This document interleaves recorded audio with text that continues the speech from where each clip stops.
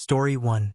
Dad gave his business to my brother-in-law, Zach, at his retirement party instead of me because I was a disappointment. 2 years back, my dad retired from his position as CEO of the lab equipment business that he had established. He had promised me for almost 7 years that I, 30M, would be the next CEO, but on the day of his retirement party, he announced that my brother-in-law was going to be the next CEO. It came as a huge shock to me because I was the one who had organized that party, and I had absolutely no idea that this was going to happen. I clapped along with everyone else at the party when he made that announcement, but later on, when I confronted him, he told me that he had his reasons for letting me down. Apparently, my brother-in-law Zach, 34M, was more of a son to him than me, since I was just a disappointment.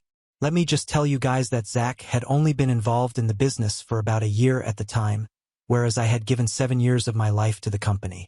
We had known Zach for a long time since he and my sister, 33F, had been together for almost 5 years and had been married for 2 back when my dad retired. I had worked with him and he was a good guy from whatever I had gathered, but I still couldn't come to terms with the fact that my dad thought this guy was more of a son to him than his biological son. When I asked him to elaborate on how exactly I had disappointed him, he said the most asinine thing that I could imagine, and it was then that I lost all respect that I had for my father. He told me that it was a very difficult decision for him to make, but eventually he would have to do what was good for the company and somebody as mentally weak, as I would never be able to be a good leader, which is why he had passed me over to choose Zach to take his place since my dad believed that Zach had more qualities like my father than I did. By calling me mentally weak, he was referring to the fact that I had been diagnosed with a general anxiety disorder, and I had made the mistake of telling my family about it a couple of months before my dad retired. While I was having dinner with my parents one night, I accidentally dropped a small container of anti-anxiety pills that had been prescribed, and then I had to explain it all to my parents. My mother was quite fine with it, but my father is not exactly a huge believer in the importance of mental health. He thinks that being tough is the solution for everything, and after I told him that I had anxiety, he started having less faith in me. I feel like I should mention that my anxiety had never affected my quality of work, and I had never allowed it to get to a state where it would make me less capable of being able to lead a company, and I'm pretty sure that a lot of people in upper management positions probably do deal with anxiety. Can't just be me, and I'm sure that they are able to deal with their anxiety without letting it get in the way of their work. But my dad told me that I had disappointed him by making excuses for my weakness, and even resorting to pills for all of this nonsense. And so, after a lot of deliberation, he had decided that Zach would be the perfect candidate to take over the company instead of me. He told me that if I wanted to leave, I was free to do so, but because he couldn't trust me to lead the company like he had since I had already shown him that I was not strong enough, he was not willing to hand over the reins to me. It was not only what he had said, it was also the fact that he had led me to believe that I would be the next CEO even though he had made up his mind about it well before the retirement party. It was really hurtful. On that night, I left the party early and never spoke to my dad again because he had really hurt me. At the end of the day, it was his company so he could choose whoever he thought was the best choice, and if he thought that my anxiety was going to get in the way, then I had to respect his choice, but I didn't have to stick around and tolerate this kind of disrespect. So I resigned, and within a couple of weeks I started working elsewhere. The only person from the family that I have kept in touch with was my mother. After my sister found out that I was resigning because I was pissed that my father had made Zach the CEO instead of me, she chose to take that as a personal attack instead of trying to understand where I was coming from. She called me later on to come to my dad's defense, and we got into a fight after which we stopped talking for the past 2 years. I have not spoken to my father or my sister, and obviously, I've had no contact with Zach. Occasionally, I do speak to my mother and check up on how she's doing. We try to meet at least once a month, and every time we meet, she tries to tell me to make things right with my father, but I'm just not interested. About a week ago, my mother called me, and she was quite frantic. She told me that apparently Zach had been caught up in some fraudulent activities, tax fraud essentially, and had been arrested, and now even my dad was under investigation because of his previous association with the company. I thought that was very upsetting, but I didn't know what exactly she expected me to do about it. So she told me that she wanted me to speak to my father, sort things out with him, and testify for him in court if it came down to it since I had worked with the company earlier. But I was very clear with my mother, and I told her that I was not going to get involved at all in any capacity. I was pretty sure that if my dad was getting investigated, all the other higher-ups involved with the company were going to get investigated at some point. If Zach had committed fraud, then it was quite a serious charge, and I don't want to get into the details of it, but all I know is that the farther I stay from this mess, the better off I am. So I told my mother very clearly that I was not going to stick out my neck for my father, and they were going to have to deal with this on their own because I don't want any trouble. Besides, if my dad even really wanted my help, he should have spoken to me himself. He's the one who needs me. Why should I be the one to contact him first? My mother then started telling me that I was being childish and that instead of still being petty, I needed to talk to my father and clear the air with him because this was not going to be easy for the family and right now we needed to stick together. I thought that my mother was being unreasonable, and I told her that my decision was final. I was not going to be reaching out to my father at any cost. So she then got mad at me and said that I was selfish and heartless because even when the family was going through so much, all I cared about was what had happened 2 years ago, and I think it was a really insensitive thing to say to me because if she had been in my position, she would have felt exactly how betrayed I had, and she also wouldn't have been able to move on from that so quickly. She would not have been able to forgive my father if she had been in my position. Getting passed over for a position that you had worked so hard for almost 7 years for something that was completely out of your control. It's ridiculous to expect me to forgive him, especially when my father has never even pretended to be apologetic for what he had done to me. I don't think anybody can forgive a person who is not even sorry in the first place. So my mother and I just kept arguing for a while. Eventually, I just told her that this is probably karma for screwing me over and whatever is happening with Zach and my father right now, they completely deserve it. Then my mother went silent, and after a while, she hung up. I felt bad for saying it, so I was going to call her back a couple of hours later, but then I realized that she had blocked me and now I feel super guilty about what I said. So, am I the asshole for saying that my dad was probably facing his karma because he had passed me over to be the CEO? Update 1. Hey everybody, it has been 1 week since my mother blocked me, and I haven't been able to get to her so far. I'm trying not to feel bad about it, but honestly, there's not much that I can do. She was the only person who was still in touch with me for the past 2 years, and without her, I feel really lost and alone. Obviously, I do have my friends to fall back on, and they are all here for me, but she was the only person from my family who was looking out for me, and now I don't even have her. It's quite difficult coming to terms with this, and I really want to reach out to her, but I'm still going to maintain that I have not done anything wrong. I don't think that I said anything out of line because I really do think that this might be karma for kicking me out of the company over something that I had absolutely no control over. Yes, I do have an anxiety disorder, but like I said, it's not crippling. It does not affect my leadership qualities. It does not affect my ability to work as well as everyone else, and it certainly did not make me a disappointment like my father said. Whether people like it or not, words carry meaning, and what he had said to me on the night of his retirement party has stuck with me for the past 2 years. His primitive attitude towards mental health and its importance seriously messed up my self-esteem for a good couple of months, and I kept doubting myself, rethinking every decision that I had made so far, and I felt like an imposter even in my new workplace. Took me a lot of time to get over that, and even now, I'm currently in therapy because there are a lot of unresolved issues that I'm dealing with.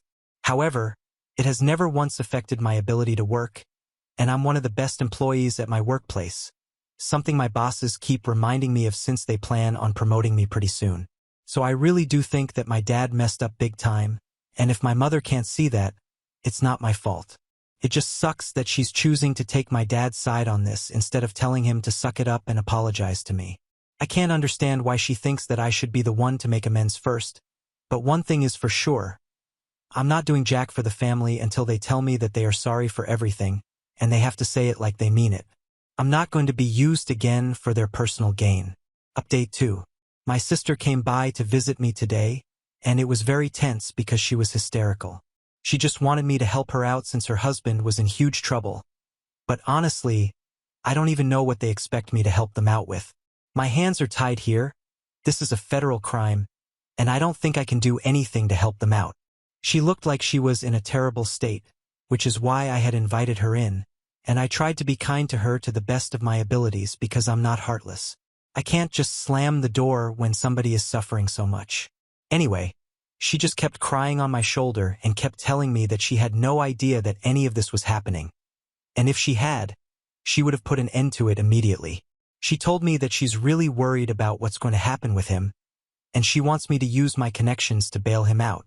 But I told her that, unfortunately, I don't have any such connections that would prove to be useful here. But she then told me that our father had said that in the company I'm working in currently, one of my bosses is married to a federal judge, and he was hoping that maybe I could speak to my boss and do something for them. She even suggested that they would be ready to pay whatever amount it took, but they just wanted me to put them in touch with my boss and by extension, his wife. I thought that was pretty out of order even for her to ask, let alone expect me to do that. I instantly said no, and I told her that I would appreciate it if she left me alone because I thought she had come by because she wanted my emotional support, but this was something that I was not going to encourage or even entertain, and I was saying no for multiple reasons. The main one being, I did not want to bring this up with my bosses and have them associate me with a family of frauds. More importantly, I had my personal code of morals and ethics as well, and I did not wish anything bad for my sister. But if Zach had actually committed tax fraud, then I didn't want to be caught up in a scenario where I was trying to help him out and influence the situation in his favor. At this point, it was not even anything personal against him. It was just that I did not want to get involved, and the most that I could do for them was be there emotionally, but apart from that, it was crazy to expect me to go to such lengths.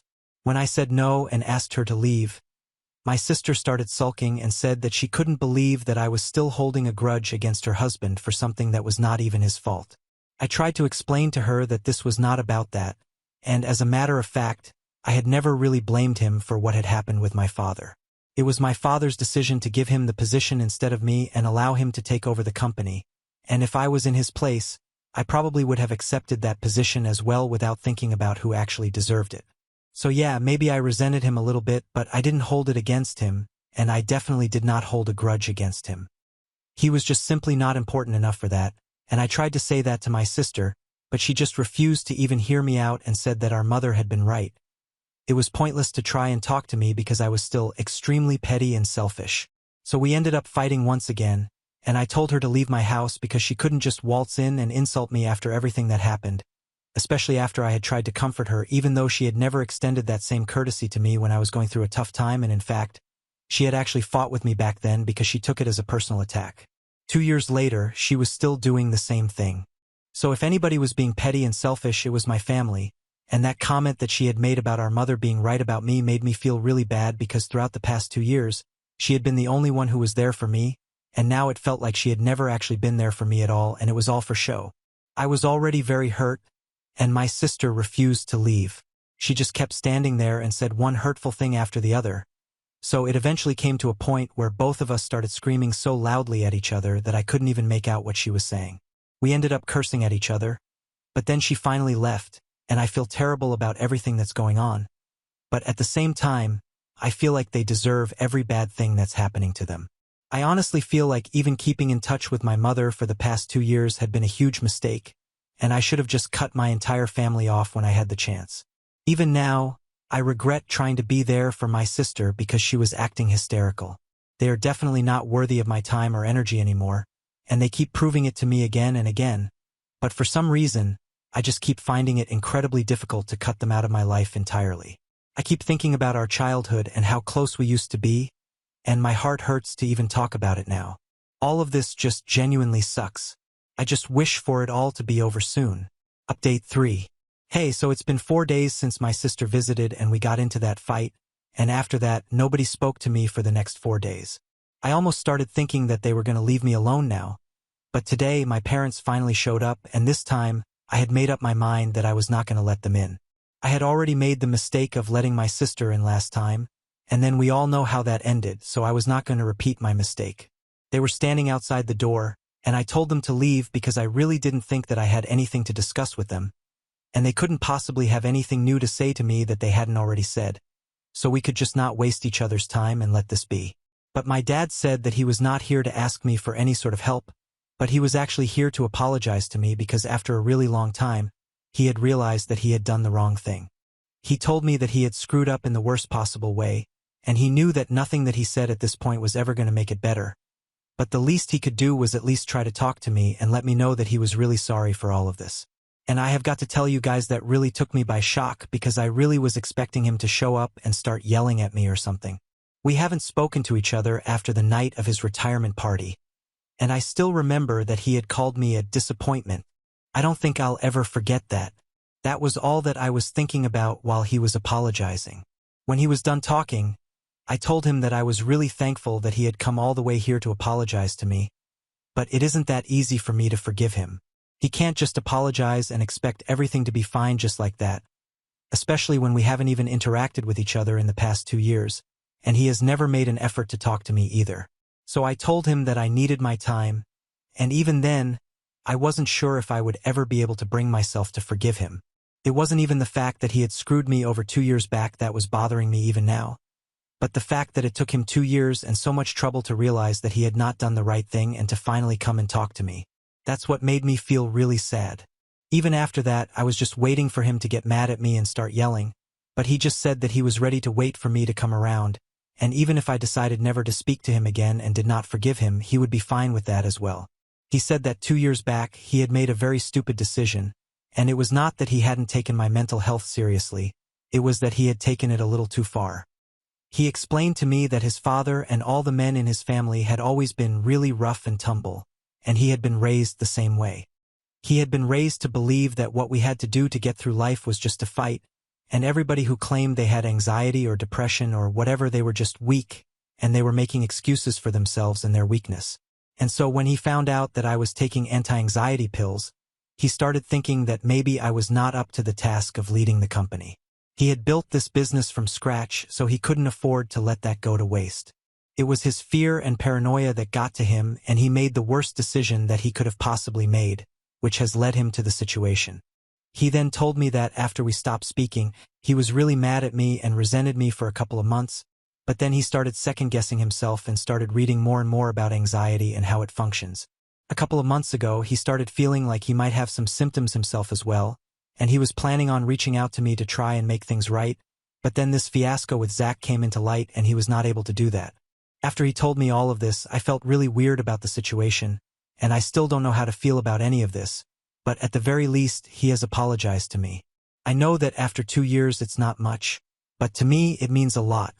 I don't know if I will be forgiving him anytime soon, and I really don't know if this apology was real or not, but I'm willing to at least think about it and give it a chance for now. I just told him to go back home and I would contact him if I felt like it, and he respected that and went back. As for my mom, we didn't really get the opportunity to speak much today. She did apologize to me in the beginning for her behavior as well, along with my father. Towards the end of my conversation with my father, she told me that she was ready to wait for me to forgive her. She said that she might have reacted a little too quickly and a little too harshly instead of trying to understand what I was going through. She also said that she had spoken to my sister and she also wanted to apologize to me on her behalf because she also thinks that she has treated me really badly in the past. But I don't think I will be counting that as a real apology. My sister is an adult. She's a grown-up and she can speak for herself if she wants to. If she wants to apologize, she's going to have to come to do it herself, and I can understand that she's just trying to deal with everything to do with Zach right now, but that's still not an excuse to behave with me the way that she did the last time that she visited. Anyway, the point is that most of my family members have apologized to me, and now it's up to me whether I want to accept the apology or not. I'm not going to lie, it's going to be a very difficult decision to make. I have spent 2 whole years of my life without any contact with any of these people, from my mother, of course, and even with her, things are pretty dicey right now. On one hand, I really want to forgive all of them and move on with my life because I don't think resentment is going to take me ahead. If I don't forgive them, these things are just going to keep running in my mind endlessly, like it has been for the past couple of years, and I really don't want that. On the other hand, I don't know if forgiving them and letting all of this stay in the past is the right thing to do. I'm just really confused about what to do right now. If I'm being honest, I miss my family terribly, and all of this is messing with my head. I know a lot of you might be thinking that they are only doing this because they are in trouble right now, but I've already made it very clear that I cannot help them, and even if I could, I wouldn't. It's a matter of principles for me, and I'm not going to change that for anyone, no matter what. So if that's what they are hoping is going to happen, they have already set themselves up for failure, And in case that's not on their minds and they are genuinely trying to apologize to me and repair our broken relationships, then that just complicates things even more. I guess I'm just gonna have to sleep on it for a couple of days, and then I'll think about what I want to do. I'll keep you guys updated. Update 4. Hey everyone. I was able to log in here after almost 4 months since I got really busy in the middle. Why that happened, I'll come to that later. Anyway, the last time that I posted an update, my parents and my sister had just apologized to me.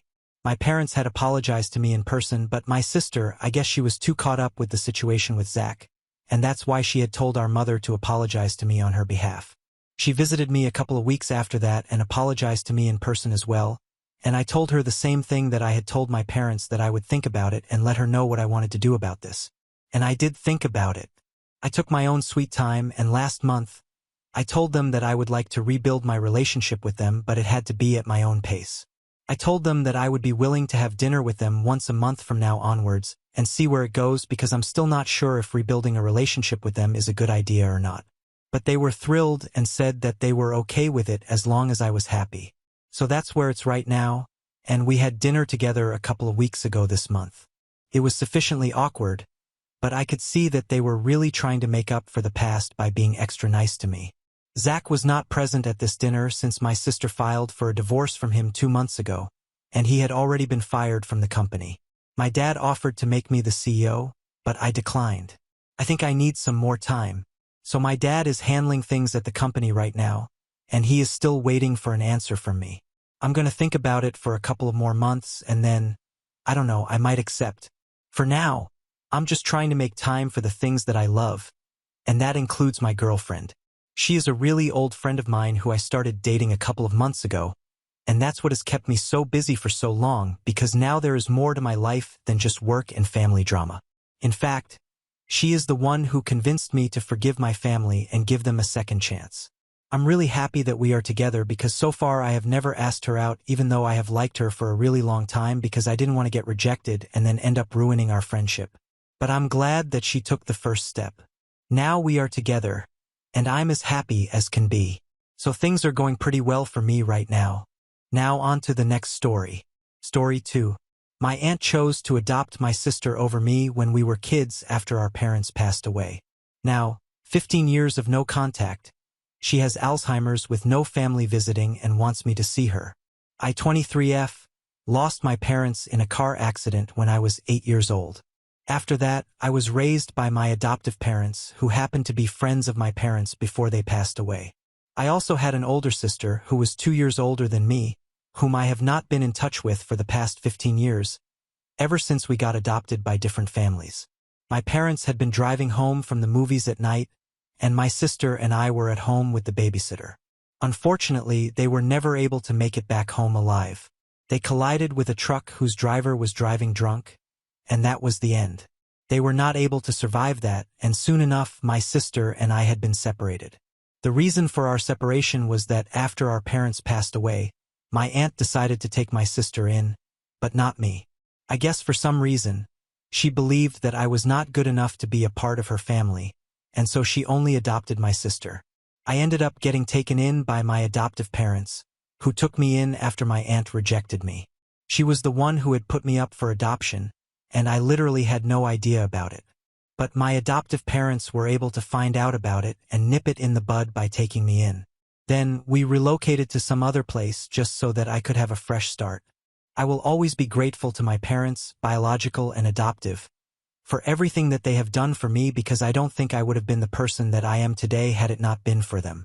I found out the true reason that my sister and I had been separated only after I had turned 18. Since that's when my adoptive parents chose to tell me that the reason my aunt had rejected me was because she did not think that I was a good fit for her perfect family. And so, she did not want to keep me. She had been against the idea right from the very beginning and had only wanted to take in my sister. She even put me up for adoption. My adoptive parents found out about it and decided to talk to her about it and told her that what she was doing was not ethical. But she did not seem to care and said that she only wanted a perfect family, and I did not fit into it. Her reasons were that I was too much to deal with, and so she would rather raise my sister than me. By too much, She just meant that I was a bit of a troublemaker in my childhood and I was very talkative. But I think every kid is like that around that age, and I was just very mischievous. I think that should not have been a reason to reject me. But anyway, I'm glad that she did because I didn't really get along with my aunt earlier as well. Before my parents passed away, whenever my aunt would visit us, she would always make it a point to praise my sister and put me down because she thought that my sister was a lot more ladylike and behaved appropriately as opposed to me. I was always running around the house and getting up to something, just like kids usually do. But my sister was a lot quieter and calmer and usually stayed in her room, reading or painting, among other things that she enjoyed doing, while I would create a ruckus in the house, constantly on the run. She would always try to reprimand me for it, but my parents would always be on my side and try to explain to her that this is just how kids were and that she needed to come around to it and accept it instead of trying to make things so perfect all the time. I would just like to clarify that I was not badly behaved as a child and I respected everybody and spoke to everyone nicely and stuff, but I was just a little hyper. I don't think that is bad. I was literally 8 years old. I think what was really problematic was having bad blood with a little child when you were at that age. My aunt was in her 30s at the time, and I still think it's pretty weird that she disliked me even though I was literally just being a kid. Anyway, after my parents passed away, I lived with her for a couple of weeks with no idea that she was actually putting me up for adoption behind my back. I'm just lucky that my adoptive parents were able to find out about what was going on and were able to confront her about it. They tried to convince her not to do this, but she was bent on what she wanted to do. So, eventually, my adoptive parents got into a huge fight with her, where they called her a bunch of names and told her that she was the most god-awful person on the planet. Then, they decided to adopt me and relocate to Philadelphia with me. After that, we did not have any ties with my aunt's family, mostly because she did not want to have any contact with us, and unfortunately, in the process, my sister and I ended up getting separated. I was upset about it for a couple of weeks, but then I moved on because I was young and also my sister and I were not particularly close. She and I were not best friends, and it hurts me to say this. I don't want to sound mean, but it really did not affect me the way that it should have. I was upset about losing my parents, but not so much about losing my sister because even when we used to live together with our parents, we wouldn't speak to each other much and kind of kept our distance since I always felt like whenever I wanted to talk to her, she would get all annoyed by me, and so I tried not to bother her too much. We did not have a close relationship, and so that did not make much of a difference to me, which is probably why my adoptive parents also did not make much of a fuss about the separation. Anyway, after that, we did not have any contact with my aunt, and even the rest of my family cut her off because of the way she had treated me. Because I think everybody knew that putting me up for adoption and keeping my sister instead was kind of mean, and they couldn't believe that she was treating a little child like that who had just lost her parents. So, my adoptive parents and I kept in touch with the rest of my family, and my aunt and her family were left out of every event and nobody spoke to her anymore. So we didn't really know what they had been up to in the past 15 years. I lived my life to the fullest, trying to do right by my parents, and even though I would occasionally think about my sister, I knew better than to try and reach out to her because if she had wanted to talk to me, she would have done so herself. I knew that she was on social media and I had tried to stalk her a couple of times, but unfortunately, she had private accounts everywhere, and I did not want to follow her and make my presence known since I did not think that it would be welcome, and I was right, I guess. 15 years have passed, and now I'm in my 20s. I have a stable job and I've been working for the past few months. I've graduated with a degree in economics, and I would say that I'm doing well for myself. I live a couple of blocks away from my parents in a rented apartment with my boyfriend of 6 years, and we are planning on getting married in a couple of months. But then, out of the blue, about a week ago, I received a call from the nursing home back in Oregon, which is where I used to live as a child, and they told me that they had bad news for me. I was kind of taken aback because all the relatives that were close to me, they were doing pretty well, and nobody was in any medical trouble. So I did not know who they were calling about, and then I was told they were calling about my aunt, who had rejected the idea of adopting me all those years ago, and that was the shock of my life. They told me that she had been diagnosed with Alzheimer's a couple of months ago, and since then, her family had abandoned her and they rarely ever came to visit. They were calling me to let me know that her condition was deteriorating because this was the number that my sister had apparently given to them. I don't know how she got her hands on it, but anyway, I was able to find out that my aunt was suffering from Alzheimer's and desperately needed somebody to take care of her because she would not be able to make it without the support of her family. Emotionally, she had given up already. Her family had stopped visiting her after the diagnosis since they did not want to deal with this sort of thing right now.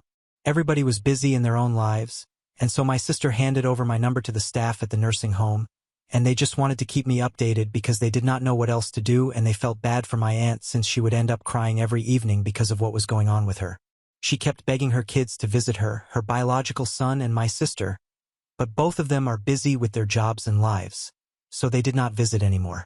They had specifically asked the staff at the nursing home to stop calling them because they did not want to hear what was going on with their mother. Her husband had filed for a divorce because he had given up and confessed to her that he would not be able to handle this and he wanted to get out of it while he was still ahead.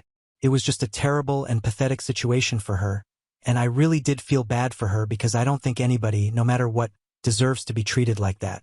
So now they wanted me to visit and just talk to her because they did not know who else to talk to.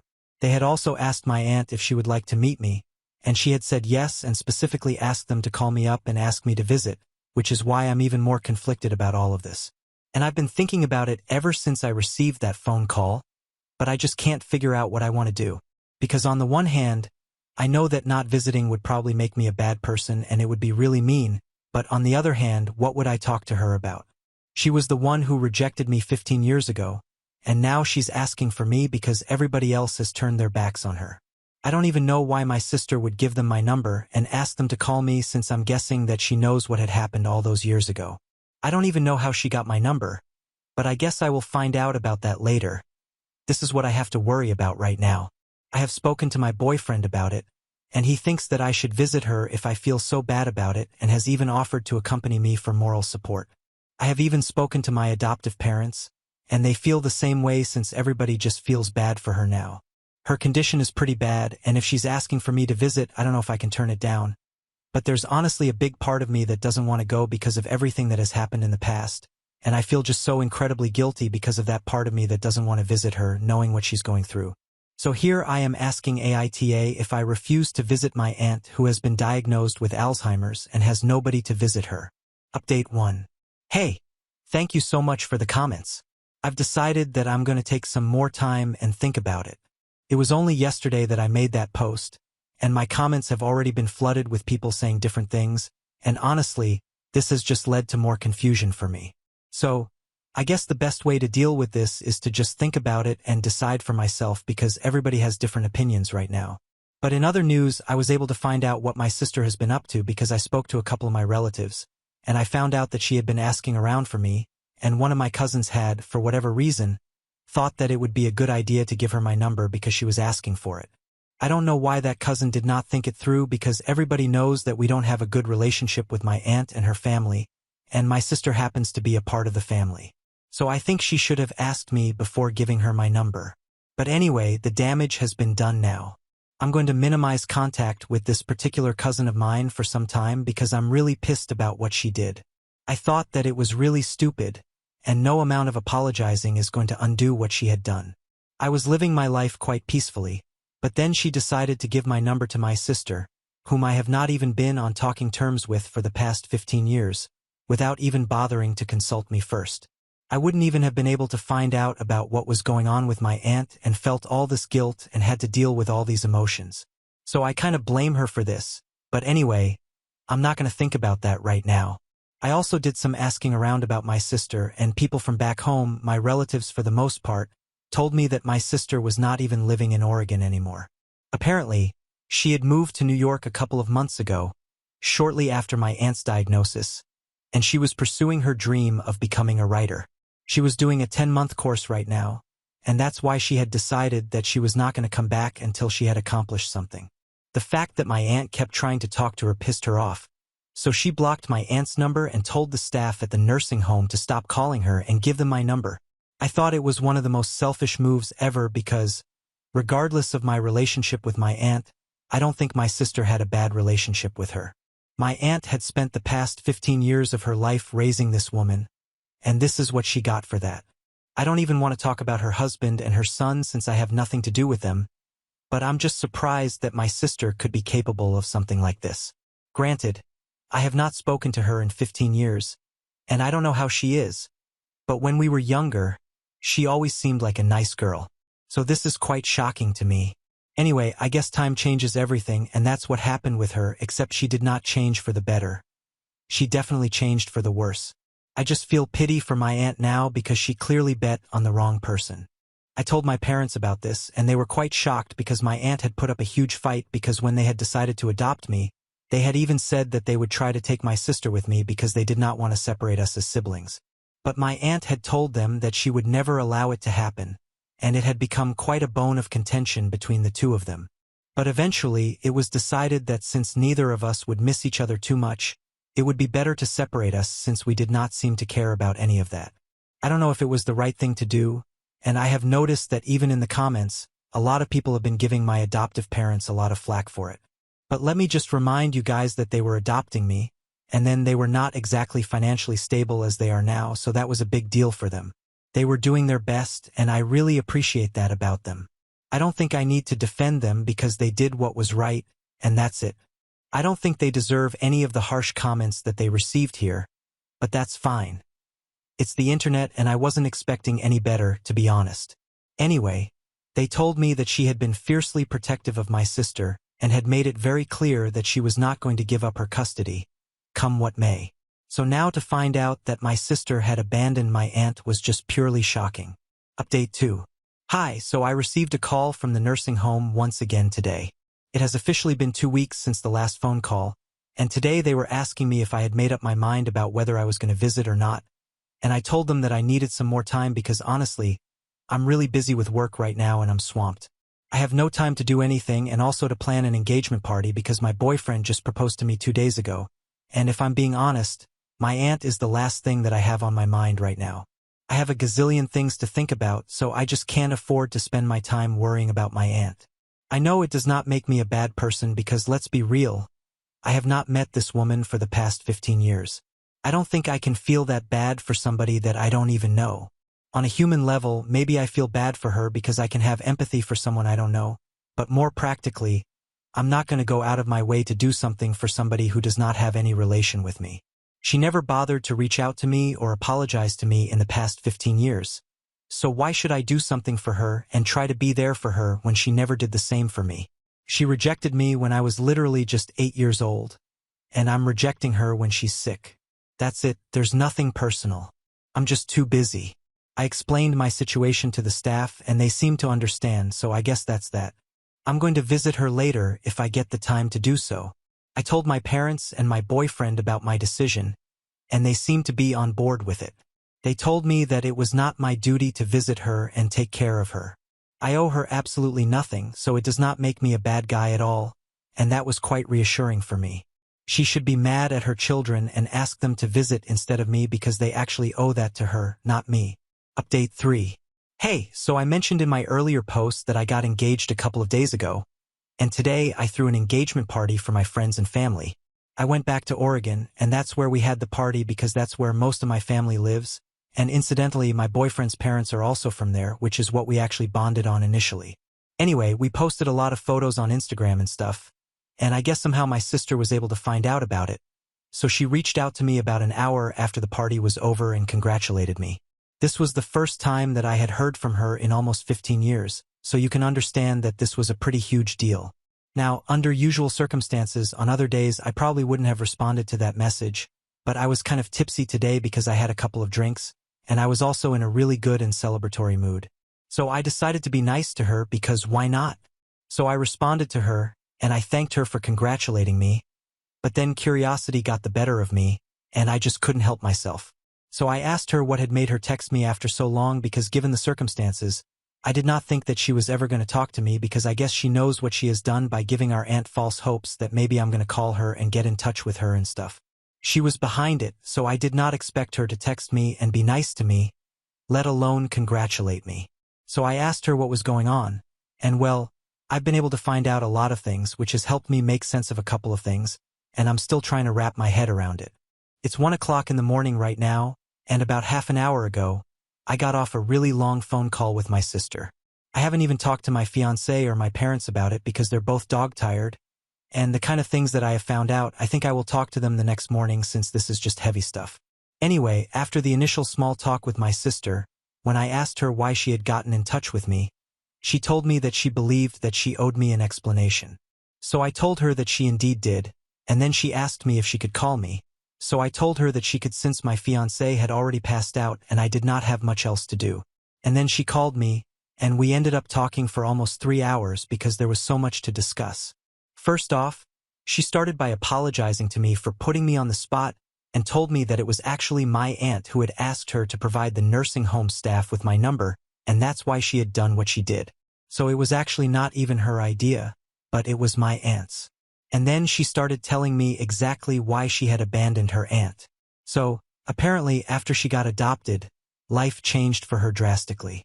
Our parents had been quite chill and would never pressure us into doing anything that we did not want to, but my aunt was a crazy helicopter parent. She not only pressured her own son into doing literally everything, but she also treated my sister the same way and pushed them into all sorts of activities like sports, music, and everything else, things that they were not even interested in, and would still want them to excel academically. Nobody is built for that kind of pressure, and they were not able to take it. So it was very difficult for them to excel at everything that they were doing since there was just so much on their plate, and they never had a moment to relax. She developed an anxiety disorder and had to start therapy during her teenage years, and our cousin, my aunt's biological son, took up smoking and drinking, and he was in a really bad state. He couldn't even go to college because he had become a total addict who couldn't even function and had started behaving really weirdly, and he had to be sent to rehab. After that, it was obviously unlikely that he would come back and be the same person, and once my cousin was gone, all the focus was on her, and instead of taking it easy on her and learning a lesson after what had happened to her son, she decided that she was going to push her even harder, and my sister couldn't take it anymore. She just snapped under pressure and ended up choosing a college that would be the farthest from home, and after that, she minimized the contact she had with her aunt. For the last couple of years, they barely had spoken to each other, and even when the diagnosis came through, she only came back home for a couple of days, and then everybody made it very clear that they wanted nothing to do with that woman because she had made life horrible for everyone. Her own biological son blamed her for everything that was going wrong in his life, and to be honest, her parenting techniques had set him back by quite a couple of years in his life. He was still struggling in his career, and everybody else his age was doing so well, which obviously made him feel bad, and he blamed her for everything, and rightfully so. So he decided that he was never going to visit his mother again. My sister went the same way, and then her husband finally decided to leave her because he couldn't take it anymore either. So in the end, she had nobody else to blame but herself. And then I asked my sister why exactly had she asked for my phone number because we hadn't even been talking to her for the past 15 years. So I had no idea why she would want to keep in touch with me and want me to visit her. I didn't even have anything to say to her. And then my sister told me that she wasn't sure, but she believed that if she would be able to make things right with me, it would probably encourage her to keep in touch with my aunt as well. Something messed up of the sort, or at least that's what the nursing home staff had been telling her recently when she called 2 days ago to check up on what her aunt had been up to because she's not inhumane. When she called to ask about how my aunt had been doing, they told her that my aunt was quite disappointed that I hadn't reached out to her yet, because she had been expecting me to talk to her. Apparently, she has been telling everybody that she thinks that this is karma for the way she had rejected me all those years ago, and she believed that if she tried to make things right with me, that would probably encourage her own family to keep in touch with her and take care of her as well. It was a surprisingly sad take on the state of affairs in her life right now, but quite accurate. Maybe it was karma, maybe it wasn't. Either way, she has sealed her own fate with her behavior. If she had been nice to everybody in her life, she probably would not be in this condition right now. But then the damage has already been done. I am definitely not going to visit her. I've made up my mind about it. I don't owe it to her, and honestly, I'm really busy with my own life to care about such things. Of course, I still feel bad for her. I hope that she makes some friends there and people treat her kindly, but apart from that, I don't think I can do much for her. I am engaged now. I have a lot to look forward to in my life, and I'm going to stick to whatever I was doing before I found out about my aunt and what she has been up to. I'm not going to let that bother me, and if that makes me a bad person in some people's opinions, fine. I don't really care about it anymore. My sister and I are going to try and reconnect because there have been a lot of misunderstandings and bad blood between us in the past. But we are grown up now. I think we should give it a chance to put everything aside and start anew. So that's what we're going to do, and I hope everything goes well for me. Now on to the next story. Story 3. I called my stepmom toxic. after she screamed at me and my brother in her house. And then my dad told me I can't use that language, even though she calls her own parents toxic. I, 20M, and my brother, 16M, let's call him Nick, live with our dad, 47M, and his wife, 46F, Agatha. We moved in together in late 2022, and they got married in early 2023. Since moving in, our relationship with Agatha has been tense. She expects us to contribute to the household through chores, which is fair, except her contributions are sporadic and sometimes non-existent. Her reasoning is that she works full-time and pays for the mortgage, but my dad pays the other half and still does more around the house than she does. Also, she's been unemployed for almost a year. She has been dealing with her ailing mother and selling her old apartment and has had way more free time than anyone else in the house lately. She does help out sometimes, but mostly when it involves her own interests, like redecorating or spontaneous, rage-fueled cleaning binges.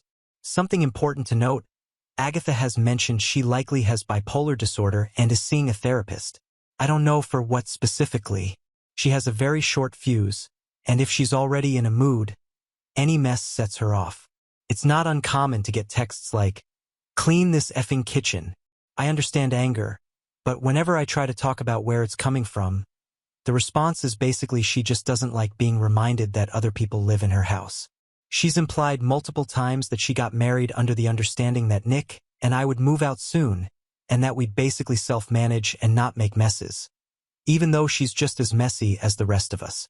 No one brings this up because she's honestly scary. Anyway, here's the recent incident. I just got back from visiting my partner's family overseas and immediately started law school 2 days later and resumed my bar job. So, I've been flat out, but I negotiated a chore schedule that works and things had been okay. Today, while on a break from a major assignment, I went to make lunch and saw that Nick had already cooked and left stuff out. Normally, I'd ask him to clean it, but I was in a rush and decided to just use what was already out. My dad came down, saw the mess, and asked me to clean up. I said I would after eating since I might cook more. After I finished, I cleaned up about half the kitchen, including food and mess from my dad, wiped benches, and told my brother his half was still there to clean. Then I went back to my room to study. 2 minutes later, I get a text from my dad in our family group chat, "OP, kitchen." I was totally confused. I just cleaned more than half. I figured either one, Dad asked Nick about the mess and Nick blamed me, or two, Dad saw it still messy and assumed I bailed before finishing. I replied that I'd cleaned half and asked what Nick had said. My dad didn't answer the question, just said, "The kitchen needs to be cleaned." I repeated myself again. No response to my question, just, "Talk to your brother." So I did. Turns out Agatha had come into the kitchen after I left, yelled at Nick about the mess, and then my dad messaged me. I went to clarify with him. He and Agatha were already prepared for a discussion and called Nick over too. I asked if I'd be allowed to explain uninterrupted. They both said yes. My dad gave a whole speech about how important it is that the kitchen stays clean and how tired they are of reminding us. I listened quietly. When he was done, I said I understood and asked again to speak uninterrupted. About a minute into explaining my side, how I followed his instruction and cleaned my half, Agatha started interrupting. Then she snapped. She said she didn't need to hear the whole story, that I was still wrong, and started yelling at both of us. I asked her to let me finish and she screamed, "No, it's my house. You do what I say." I broke. I started crying, full-on sobbing, but she kept screaming about the mess, about how sick she was of all of it. My dad eventually told her what she was doing wasn't okay and that he didn't like her shouting at his kids. She kept going and I snapped. Through the tears, I said, "Are you hearing yourself? You are toxic." "Yeah." She went full-on thermonuclear. I walked away, realizing I may have just gotten myself kicked out. As I went downstairs, I heard them yelling, "Not uncommon," but this time it was about me. I heard my dad shout, "He lives here too." I heard her shout, "Well, then he can get out." I stayed crying in my room for 20 minutes. My dad came down and tried to talk to me about how I can't call her toxic because it's therapized language and it hurts her. I get that. She's called her own parents toxic before, so hearing it turned on her probably hit a nerve. But I said what I said because I meant it. She acts like she deserves total respect and authority but behaves like a child. She demands cleanliness but makes months-long messes. She screams at us but won't hear a word in return. She's always right, always the victim, and everyone else is the problem. She's harming me and, more importantly, my younger brother. We're both going to need therapy after this. I don't feel safe or comfortable in my own home. I'm constantly bracing to be screamed at for something minor that sets her off. And when she tries to be nice, it's so forced and uncomfortable, like a smiling snake asking for a hug. She makes promises to win us over, then rarely follows through. Update 1, March 29th, 2025.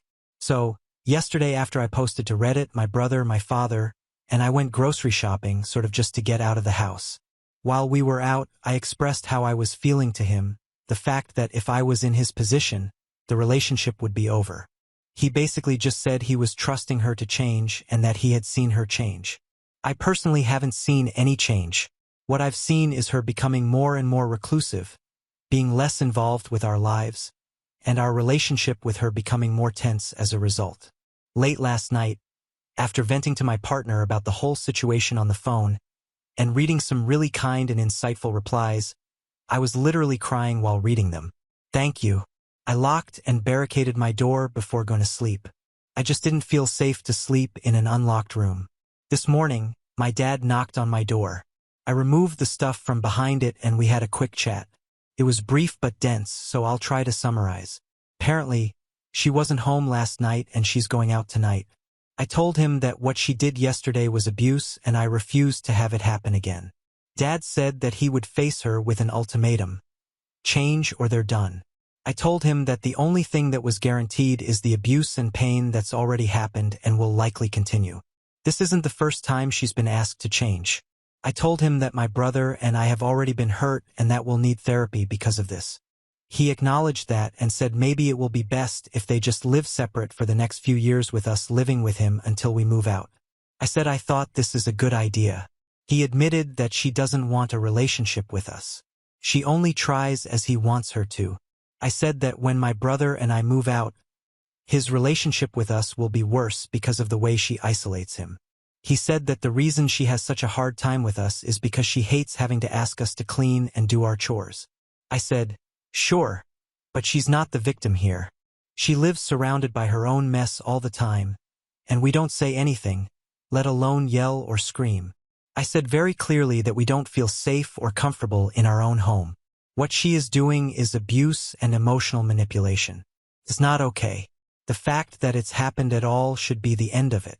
The fact that we're still here trying to make it work is a problem. Well, we're going to have a sit down, just the three of us without her, after I get home from work tonight. I don't think I would have had the courage to do this without the support I received from the comments. You guys helped me realize that this isn't okay and I can't keep accepting it. For me, for my brother, and for my father. So, thank you so much. The support has been really invaluable. Update 2, March 30th, 2025. So, after I got home from work, the three of us, my dad, my brother, and I, met in the kitchen to talk. It turns out my dad had tried talking to Agatha about what I'd said to him earlier today, and even said that she was being emotionally abusive directly to her, and she told him she would never forgive him for saying that. I wasn't there to hear it, but my brother told me there was a lot of shouting, followed by her packing her bags and going to stay with a friend for the night. The conversation with my dad and brother went on for hours. As I write this, it's been more than 3 hours after I got home, and we only just finished less than half an hour ago. I started by being very firm and reiterating the fact that what she did yesterday was extremely abusive, and it's certainly not the first time this has happened, and it's likely not the last. I said that it shouldn't matter what the circumstances are. Screaming at us to inflict pain should never be an option. My dad immediately went to using the argument that I've heard from her so many times to justify her being abusive in her relationship with my brother and I, that when the chores don't get done, she gets really angry. I said that I understand the anger, but she's an adult. She needs to manage that and engage in discussion with us rather than just yell at us and refuse to listen to any explanations. Yesterday, we had done what we had been told, and when I tried explaining the confusion, She screamed at me until I cried and then kept going. I said very clearly, us forgetting to do some chores and her abusing us are not on the same level. He said, well, you say that. I almost broke down again. Like seriously, if a little mess causes a meltdown, maybe she shouldn't be living in a house with 2 people with diagnosed ADHD, near constant remodeling and modifications, and 2 large, messy dogs.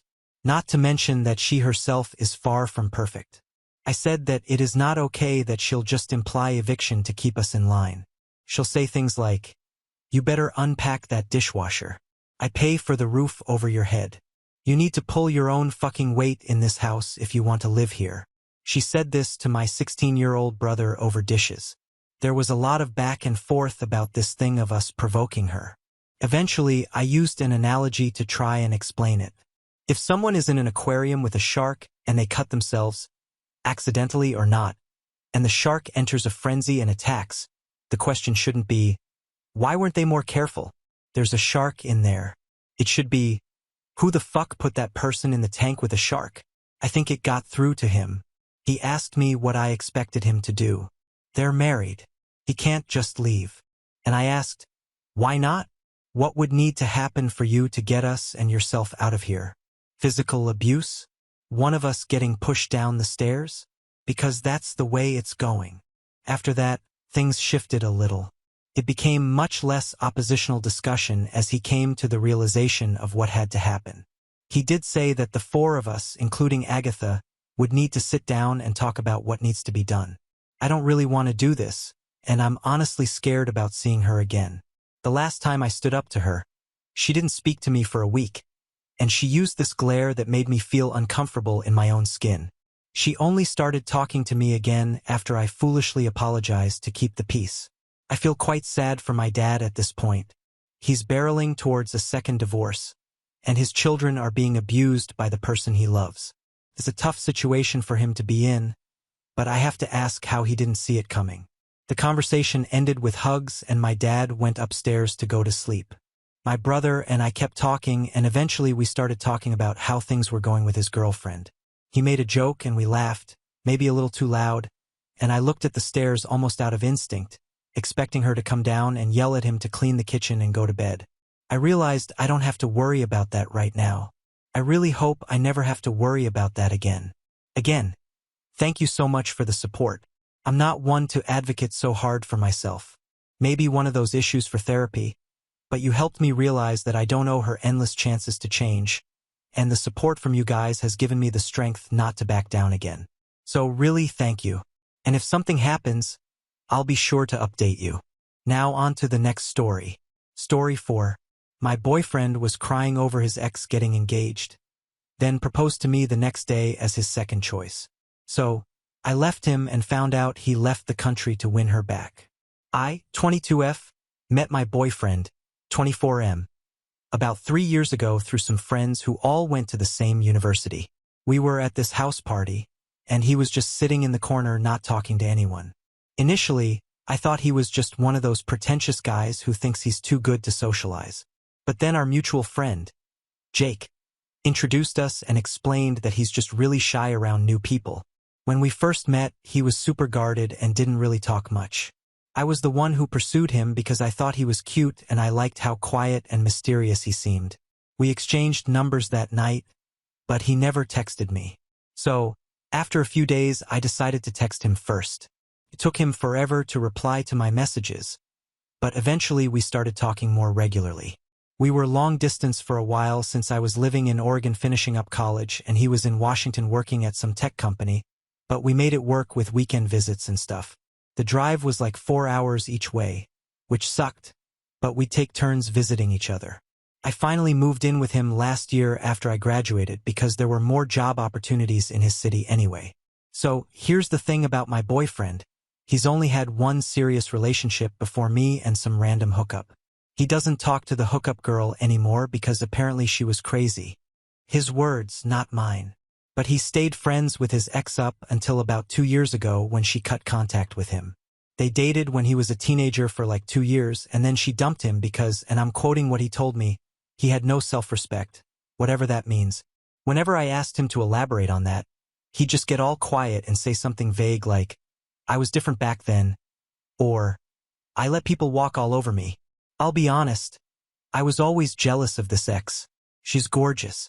I've seen pictures, and whenever my boyfriend talked about her, it was like she was some kind of oracle with all of life's answers. He'd say things like, "X always said that you should never settle for less than what you deserve," or "X thought that people who did X were just trying to compensate for Y." It was annoying as hell, but I never said anything because I didn't want to seem insecure or whatever. Plus, in the beginning of our relationship, I was trying to be the cool girlfriend who doesn't get jealous over stupid stuff. There was this one time when we were having dinner with some of his work friends and one of them mentioned something about relationships, and my boyfriend immediately started with, "My ex used to say."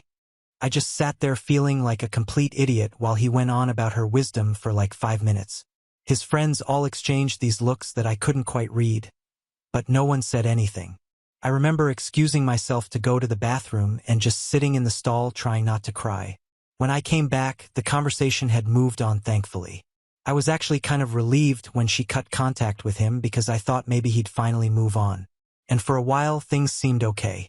He seemed to be getting less guarded, and we were actually pretty happy together.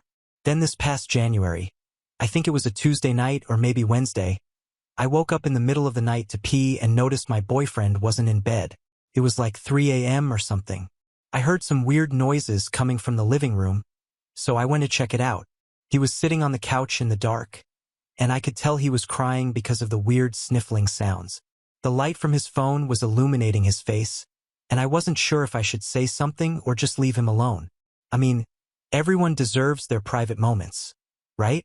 After a while, he got up to go to the bathroom, and I'm not proud of this, but I took a peek at his phone. He was on Facebook looking at his ex's profile. She had just gotten engaged, and there were all these pictures of her ring and her fiancé and them looking all happy together. I pretended to be asleep when he came back to bed. I could feel him getting in beside me, but he was really careful not to wake me up.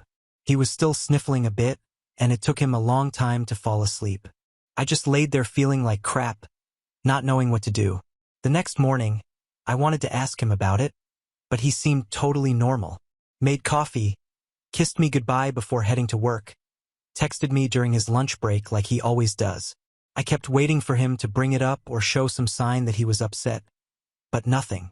So I decided not to mention it either. Maybe it was just a one-time thing, you know? Maybe seeing an ex get engaged is always a little weird, even if you're over them. I tried to convince myself that was all it was. But then it happened again a few nights later and then again the following week. Fast forward to now, it's been like 2 months, and my boyfriend keeps breaking down out of nowhere. We'll be watching TV and suddenly he'll just get up and go to the bathroom for like 20 minutes and I can hear him crying through the door. Or we'll be about to fall asleep and he'll turn away from me and I can feel him shaking with silent sobs. It's freaking weird and honestly really uncomfortable. I keep asking him to talk to me about what's wrong, but he just says, "Nothing," or "I'm just tired," or some other dumb excuse. One time he said he was crying because he was thinking about his childhood dog that died when he was 15. Another time he claimed it was because of some sad commercial he saw earlier that day. I'm not an idiot. I know he's lying. I finally got fed up last week and told him he should maybe see a therapist, and he got super offended and said he doesn't believe in therapy because it's just a way for people to take your money without actually helping you. Okay, whatever, dude. We actually got into a small argument about it, which is rare for us because he usually just shuts down when there's conflict. He kept saying that therapy is for weak people who can't handle their own problems and that he's fine and just needs some time. This happens at least twice a week now and I'm starting to lose my mind. I love him. I really do. But he's always been a bit distant with me. And now I'm realizing that this woman is probably the reason why. I'm starting to think that maybe she said something to upset him when she cut contact because he didn't seem this bothered when she was dating other guys before she got engaged. I found her on Instagram and I'm wondering if I should message her and just ask what the deal is. Maybe she has some insight that could help me understand what's going on with him. I know it sounds crazy and desperate, but I'm out of ideas. My best friend thinks I should just break up with him because life's too short to be someone's second choice. But is that really what's happening here? I mean, he chose to be with me for 3 years. He asked me to move in with him. That has to mean something, right? Yesterday morning, I tried bringing it up again. We were eating breakfast and I just flat out asked him if he was still in love with his ex. He looked at me like I had 3 heads and said, "What? No, of course not. Why would you even ask that?" I explained that I've noticed him crying a lot lately and that it seemed to start around the time his ex got engaged. He got really defensive and said that it had nothing to do with her, that he's just been stressed about work and hasn't been sleeping well. Then he got up and left for work early without finishing his breakfast. I'm so confused. Edit to add. He's at work right now and I'm sitting at home thinking about all this. I forgot to mention that when I brought up therapy, he also said something like, "You wouldn't understand because you've never been through what I've been through." Like, WTF does that even mean? We've been together for 3 years and living together for almost a year, and I still feel like I barely know him sometimes. Also, someone in the comments asked if I've talked to any of his friends about this. The answer is no, because most of his friends are also friends with his ex. They all went to high school together. The few friends of his that I am close with live in different states now. So we don't really talk much. And honestly, I'd feel weird bringing this up with him. Anyway, another thing I just remembered. A few months ago, before all this started, he mentioned that his ex had texted him out of the blue to catch up. He showed me the text, which I appreciated, and asked if I'd be okay with him responding. He never mentioned it again after that, so I assumed they just exchanged a few pleasantries, and that was it. Now, I'm wondering if there was more to it. Update. It's over. I think I called my dad and asked him to help me move back home. These last few days have been a complete emotional roller coaster. My boyfriend was gone all day yesterday. He wasn't there when I woke up, which was fine.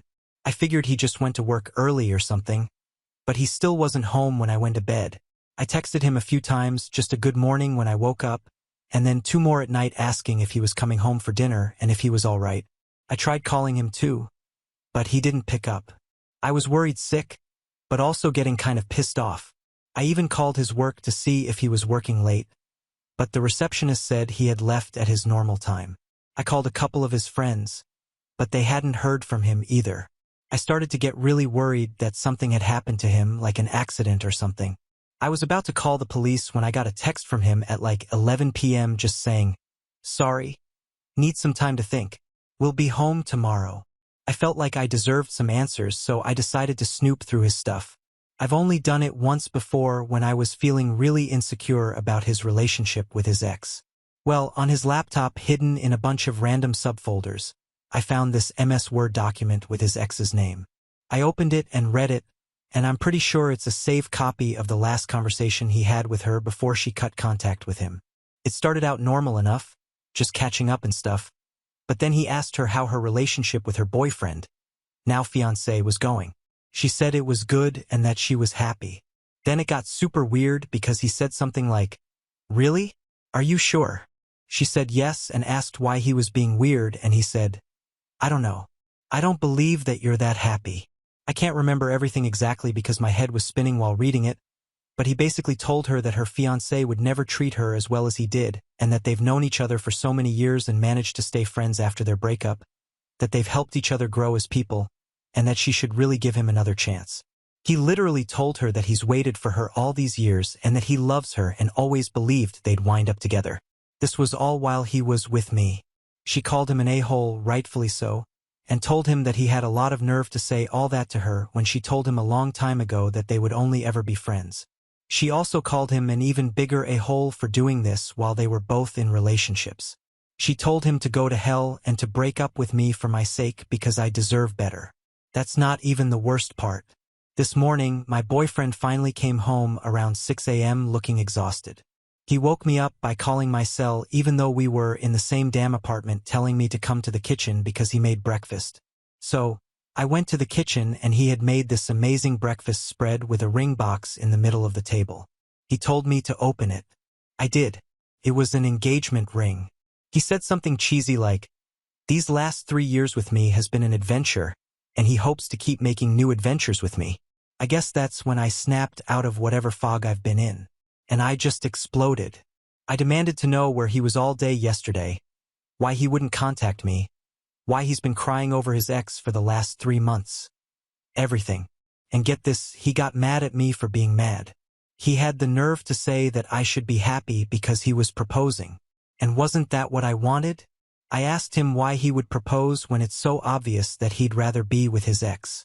His response: "She's obviously moved on, so it's time for me to move on too." I've never been so angry in my life. I've been so patient with this man and done my best to be understanding. I've literally given him everything I had, but I'm not going to marry him just to be his damn consolation prize. It's so ironic because if he had proposed like 4 months ago, I would have been over the moon. Now it just broke us. So, I called my dad crying my eyes out, and he's on his way to help me move my stuff back to my parents' house. That's it. I'm a complete wreck. But I think it's just because everything wrong and twisted in this relationship is finally hitting me. And it took so long for me to see it. Meanwhile, my, I guess, ex-boyfriend is just sitting on the couch with his laptop like nothing happened. I don't even know how to process all of this. While I was packing some of my stuff, he just sat there asking me why I was overreacting and saying that I was throwing away a good thing over nothing. When I brought up the document I found, he got really defensive and said I had no right to go through his private files. Then he tried to explain that the conversation happened a long time ago and that he was in a different headspace then. But when I pointed out that his reaction to her engagement proves that he's still not over her, he just shut down and stopped talking to me. My dad should be here in a couple of hours. I packed most of my important stuff, but I'll have to come back for the rest later. I honestly don't even know what to say to my ex-boyfriend before I leave. Part of me wants to scream at him for wasting 3 years of my life, but another part of me just wants to get out of here as quickly as possible. Thank you guys so much for helping me see how unfair this whole relationship was. I read every one of your comments, even if I didn't respond to them all. Several of you called this exact scenario, saying that he was only with me because he couldn't have her, and I didn't want to believe it, but you were right. Update 2. I took a break from Reddit for a while. Needed to clear my head, but logged in today to find a few PMs asking for another update. So here goes. My ex went more or less crazy after I moved back home. The first week after I left was actually pretty calm. He texted me a few times asking me to come back, saying we needed to talk, but I didn't respond. I was staying in my old bedroom at my parents' house, just trying to process everything that had happened. My mom was being super supportive, making me all my favorite foods and not asking too many questions. Then the weirdest crap started happening. He started sending messages to my friends. Some of them are mutual friends asking to use their Skype accounts to talk to me. He told them that I stole some things from him when I moved out and he needed them back. I got a bunch of phone calls from my friends asking me about this. They all told me that they knew I didn't steal anything because that's not like me at all, but they wanted to know why he was so desperate to contact me. I wasn't ready to tell the whole story. Honestly, I didn't think anyone would believe me, so I just told them that I didn't know what was going on, but begged them not to give them their Skype accounts. A few days after that, the phone calls started, all from different numbers that I didn't recognize. I didn't pick any of them up, but one day, I'd have about 20 missed calls from one number, then another 20 plus from a different number the next day. It got so bad that I had to set my phone to only allow calls from specific numbers in my contacts. Otherwise, it would go straight to voicemail. Even if he couldn't reach me, he succeeded in making me feel pretty isolated and paranoid.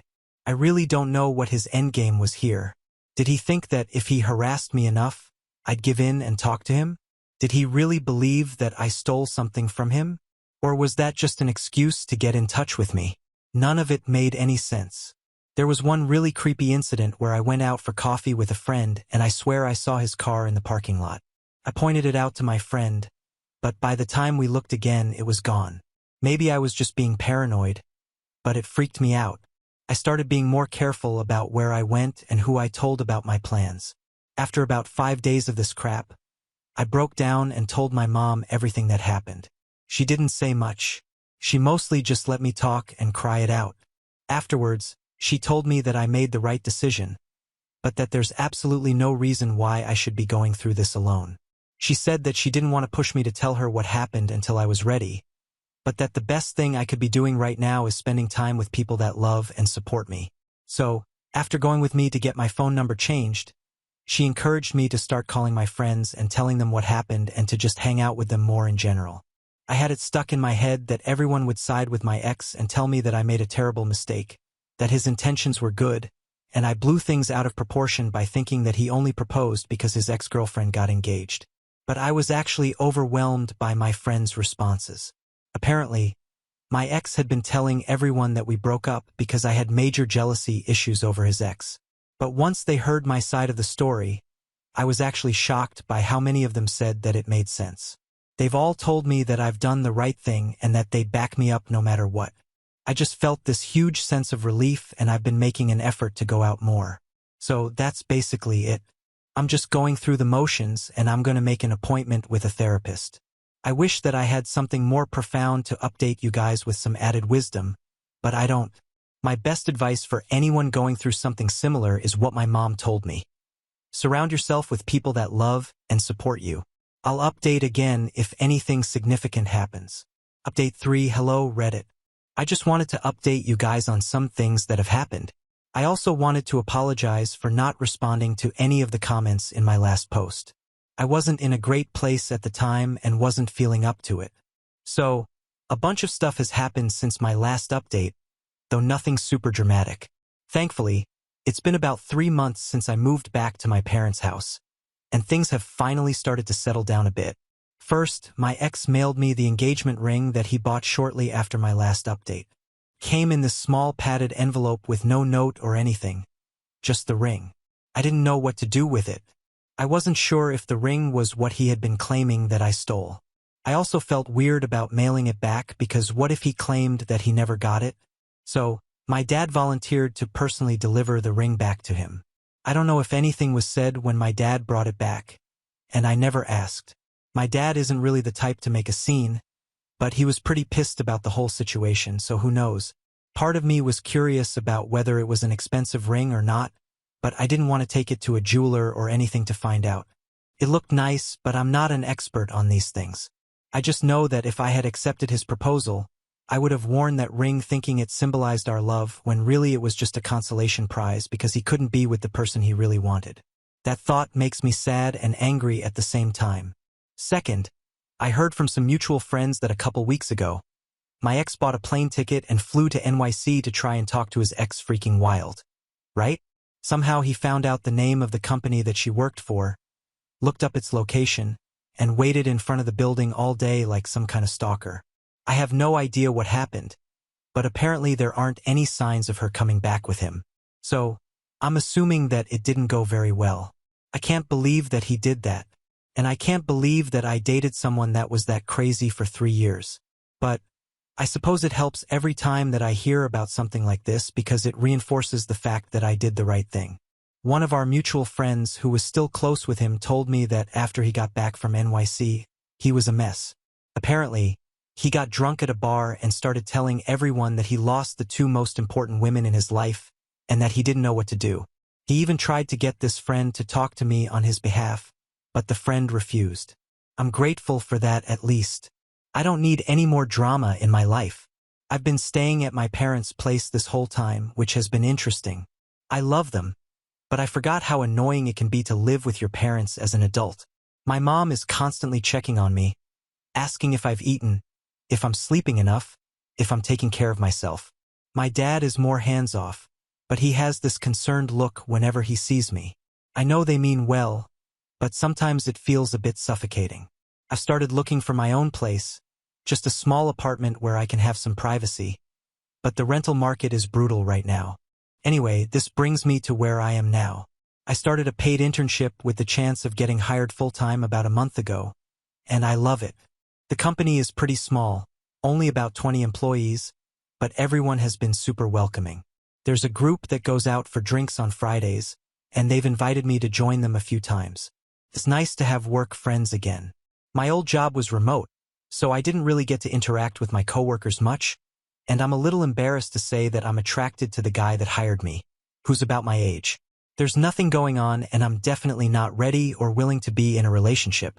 It's simply the fact that he is the nicest, best-mannered person that I've ever met. He's always positive, polite, and smiling. So, it's impossible not to be in a good mood around him. So, It's not that I think my next relationship should be with him or that I have feelings for him. It's just that I've realized that the type of person that I should be looking for is someone that makes me feel good just by being around them. Thanks for reading all this. I don't think I'll be updating again unless something major happens, which I hope it doesn't. I'm kind of over the drama at this point. Now on to the next story. Story 5. Wife secretly planned to give away our 2 young daughters, then said she didn't love them, so I called the cops, took the kids and left her, and now she's diagnosed with bipolar. My wife and I have been together since college and got married a little while after she graduated. When we first got together, she told me she didn't really like kids. While I was a little disappointed, I didn't care too much about it. I didn't feel very strongly about it either way. We were very in love and things were perfect for a good while. Her birth control failed 6 years ago, and I told her that I would support whatever choice she made. She scheduled an abortion but backed out the day before, and we became loving and enthusiastic parents. Later on down the road, she decided she wanted another child, and so we had our second daughter. They are 5 and 3 years old and absolutely perfect. They are both very well behaved and ahead of the curve for kids their ages. Another thing that's worth mentioning, my wife is a som. My job is very demanding, and I am out of town for week-long stretches at a time once a month and then 9 to 6 the rest of the month. I've had this schedule since we were married, basically. I make good money in the low 6 figures and we've never had any kind of financial struggles. For the past few months, I've known something was up with my wife. She is obviously the primary caretaker of our daughters, but recently, she's been completely hands-off when I'm at home. I don't mind spending the extra time with my daughters, taking care of them, but it's more than that. She will completely ignore them while I'm around. If they ask her for anything at all, she tells them, "Go ask Daddy," and will go in our bedroom and lock the door to get away from them. I've been asking her if she's all right, and she had been insisting everything was fine until last night. After we put the kids to bed, she came to me and sat me down at the table. She started talking about fun things we had done right after we got married, what a great adventure everything had been, just generally reminiscing. She was being sweet and funny and loving and my guard was down. She said, "Back before we had the girls, we could do anything we wanted. I wish we could go back to that." I asked her what she meant. After much prodding, she admitted that she regretted having kids. I said there were times where I felt overwhelmed too, but that I would always love our daughters. She got quiet. She mumbled something and I asked her to say it again. She yelled, "I don't love them," and then started sobbing. I sat there with my mouth hanging open. She composed herself and then started talking again. She was saying how she had been looking into adoption agencies and foster care. She had contacted one agency already. She was making plans to give away my children. I continued to listen, too dumbfounded to say a word as she babbled on about how amazing it's going to be to have our lives back. How great our relationship will be when we don't have kids anymore. I didn't know what to do. I let her talk herself out, and when she went to bed, I went and got my babies, packed some things, and drove to my mother's house. I called in sick to work today. I told them I'd probably be out the rest of the week. I have a ton of missed calls, voicemails, and texts from my wife. I haven't looked at any of them. I've spent the day talking to my mom about things and keeping the girls occupied. My mom doesn't know what to do either. I'm thinking I have a couple of options. Start calling lawyers or start calling mental health professionals. Maybe both. I don't know if she's having some kind of psychotic delusion or if she's just that awful of a person. I really don't want to go back home to her now, ever. I'm thinking divorce is the best choice, but I can't take care of my kids on my own. What should my next move be? Should I try to call my wife? Edit. She's not at home all the time with them. They go to pre-K for 6 hours a day, 4 days a week. My mom takes them pretty much every other weekend. She gets a lot of time to herself, even though it could be more, and on nights when I'm home, she goes out with her friends often. Lately, when I'm home, she doesn't see the kids at all. It's still possible that she's overwhelmed, but she's not the isolated, barefoot and pregnant, chained to the stove woman you're picturing here. We've both always been pretty low libido. I would say we have sex once a week and we try to have a date night every other week, leaving the girls with my mother. We are very affectionate towards one another. She graduated with an art degree. When we first got married, she was working as a teacher. She taught English and art in a local high school. She hated it, and she quit when she was pregnant with our first. She has a studio in our house, basically an extra bedroom with all her art stuff in it that the kids aren't allowed in, and she paints when the kids are out of the house. She feels like her degree is useless but told me she wasn't interested in going back to school. We used to pay for a weekly maid service, but my wife decided she didn't want to spare the expense. I'm just looking for input right now. Honestly, I feel like a response to this situation was completely out of line and nearly unbelievable, and I'm not sure I want to continue a relationship with someone who considers giving away her kids before even asking for help. She has consistently denied that anything was wrong and apparently put up a front to make me think that she wasn't struggling. Additional info from OP. It's not like I forced her to have kids. She chose not to have an abortion, and she herself chose to have a second child. She approached me about it. She was so happy when I said yes, let's do it. She never asked for any help. She didn't let on that things weren't perfect until the last few months. When I repeatedly asked her if things were okay, she bottled up her feelings until she was ready to give up our kids and was making real plans about it behind my back. Everybody's acting like I'm the bad guy here for working long hours, but it's not that simple. Whatever direction things take, I absolutely will be hiring a nanny. Update 1. I second-guessed myself a little after the initial responses I was getting for my first post. I didn't expect anybody to side with my wife. I should have given more information from the start, but I didn't realize all that stuff would be relevant. I thought that from the fact that she was trying to adopt out our kids without my knowledge, people would realize that the issue was with her. I'm not trying to say I'm perfect by any means, but I took a lot of unwarranted criticism. Anyway, after I elaborated on our situation a little more, I got a ton of helpful advice and support. Thank you to everyone who commented or sent me a PM. I took a lot of the advice to heart. This update is going to be long. A lot of really crazy shit has happened.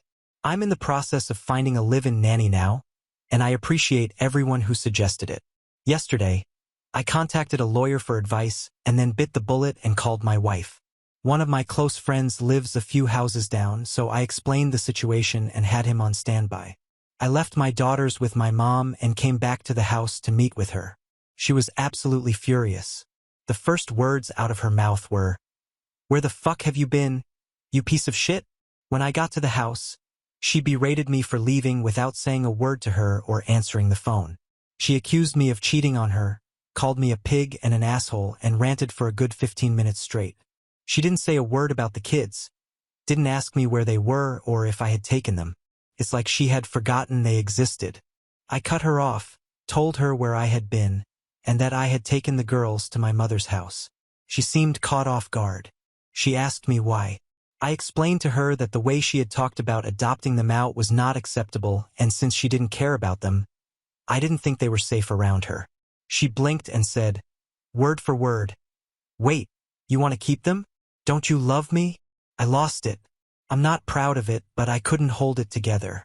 It devolved into a screaming fight with me telling her she was fucking insane and her yelling that I didn't love her.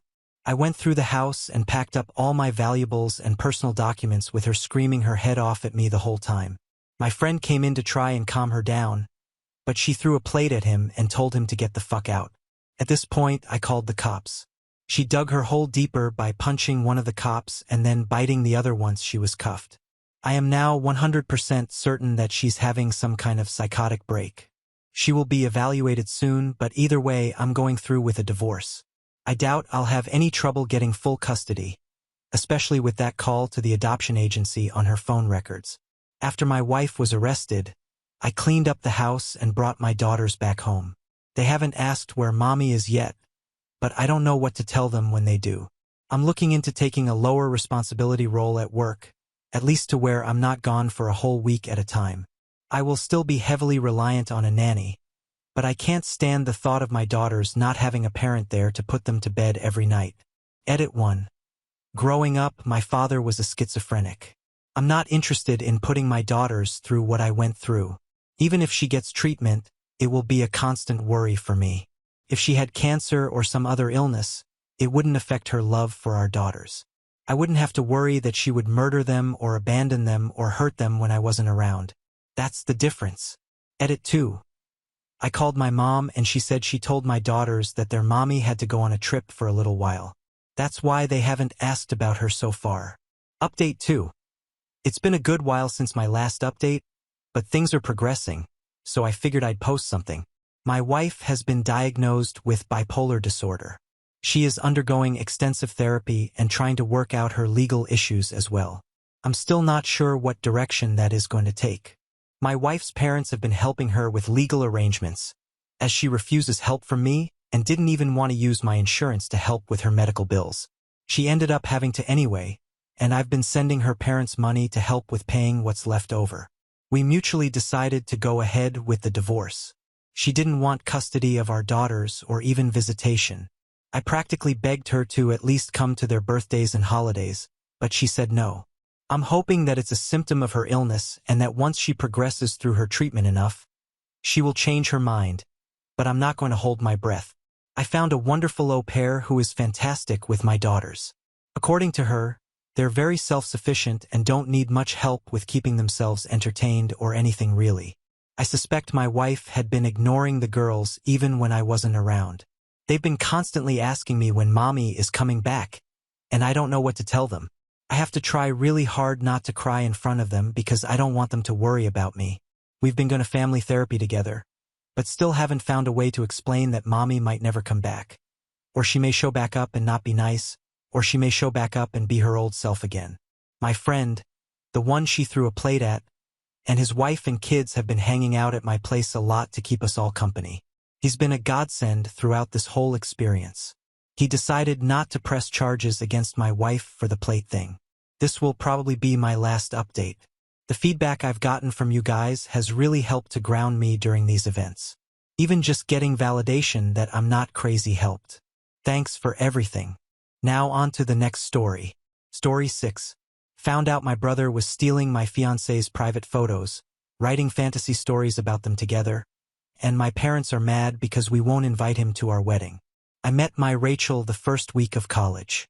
We were each our first everything, pretty much. I actually converted to Judaism because of her, hence the fake name. I'm not really that religious, but I really liked the way her family felt. My family was pretty dysfunctional, and I felt like it gave me a good way of looking at and living life. We're not too serious about it, we don't keep kosher, we're living together, etc. Anyway, she's heart-achingly beautiful. She gets hit on any time and every time we go out. It used to be a problem. I would get jealous sometimes, but I mainly got over it, and now it kind of makes me feel good in an ego-boosting way. It makes me feel good knowing that people find her attractive and she finds me attractive. I haven't felt threatened by a guy in a while. Anyway, we go to college in my hometown. My brother Jim recently graduated and asked to come live with me and my girlfriend. I asked if my girlfriend was okay with it. She said yes, so we let him come. My brother is different from me and even my older brother. He didn't play any sports. Me and my older brother were on the college basketball team until he graduated last year. He's also shorter and a little heavy. I'm 6 feet 5 inches and 178 pounds. My brother is about 5 feet 9 inches and 230 pounds. He asked for help losing weight when he moved in. Honestly, me and my older brother think he's a product of an affair because he's also a lot darker skinned than us. We're all white, but he looks Italian as opposed to Irish like us. He's also a little antisocial, listens to a bunch of metal, emo, etc., and doesn't seem to have a lot of friends. Everything's fine up until he walks in on us. Jim moved in with us in late July. Me and my fiancé have a lot of sex. Before he moved in, it was a couple of times a day. Whenever he leaves to go do something, we'll usually take that as a chance. We did something stupid and were in the living room when he got back. I had forgotten that I had given him his own key. I had finally gotten around to having one made. Anyway, he walked in and was staring at us with the widest eyes I've ever seen. My girlfriend notices him first and freaks out. We get dressed quickly and then we apologize to him. He says it's fine. Thinking back now, it wouldn't be that surprising if he heard us a few times at night or the music we would listen to while we were together. I'm sure the only reason a couple ever plays a Weezer album at night is to have sex to it. Anyway, things are fine. A week later, Jim asks me about sexting girls and if I have any advice for him. I've been the go-to for all of the relationship questions. He told me a girl was offering to send pictures. I told him just to never ask for them or pressure the girl into doing it, to never say anything too crude when you compliment her, and to never share them. He asks if I've ever sexted, and I told him a couple of times. I figure now that this was him just manipulating me into answering a question for him. 2 days later, he asks to borrow condoms. I tell him I don't have any, and he says, "That's right. You weren't wearing one with Rachel." This freaks me out, and I asked him if he was looking at my penis and that it's weird that he would look for something like that. He quickly apologizes, says he noticed it when we jumped up when we saw him, and that he didn't look for it. I believed him and went to go get him some at the store. He didn't want to go with me because it would make us look gay. I gave him them, said that the only reason I didn't wear them was because we were both tested and willing to deal with the consequences, and told him if I ever found out he didn't use one I'd beat the shit out of him. I know I'm a huge hypocrite, but I hate them, and my girlfriend says she feels closer to me without them. This isn't the issue. I also offer to take him to get the HPV vaccine. He takes me up on it and we go do that. 5 days ago, I lose my phone. I'm freaking out, tearing the apartment upside down looking for it. When I go into my brother's room, he jumps out of bed and hides something underneath the cover. Deciding I was going to give him a little shit to make me feel better about losing my phone, I reached under the blanket for whatever he was hiding, and there's the fucking phone. I have to travel a lot for basketball, and while I was away, Rachel would send me pictures of her naked and videos of her masturbating. My brother was emailing them to himself, as well as a couple of pictures of her that weren't as risque. Furious, I started shoving him around, but I stopped myself before I did anything too serious. I instantly make him go through his room, and there's one of her bras hidden under his bed with some porn. I then tell him to open his laptop and wait in the living room while I look at it. I wanted to make sure I deleted any and all pictures of Rachel. There weren't any that I could find, so I got on his email and deleted the stuff he sent to himself. I then got on the internet to check his history, just to be safe. This is what really shocked the shit out of me. He had gone on some dating/hookup forum and had asked for advice getting with his brother's fiancée. A few days later, he said that he had gotten with her and was updating regularly, like some fucking kind of pseudo-blog. He started it when he first moved in and was basing some of it on real life. I'll give a couple of examples. She looks so miserable when she's with him. I fucked her good when she got done with a workout, lol. Fucking her with condoms he bought me. God. Her tits look great out of these. That one included a picture of the bra he stole. The rest were images off of Google, close-ups of sex. Those were based on the things I described earlier. That morning, he promised some pics, the ones he was stealing off my phone. He had already posted pictures of her off of Facebook, including one in a bikini and a few from a website of me and my fiancé's friend who makes dresses and sells them. She asked my fiancé and a couple of other girls we knew to wear them.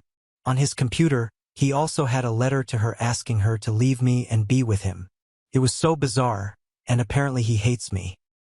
He insulted me constantly and said that she would be happier with him and that she was the most beautiful girl in the world to him. I wiped his hard drive to make sure there was nothing else of her, checked his phone, gave him $200 in case I deleted anything with a wipe, got everything he would need for class, and threw him out.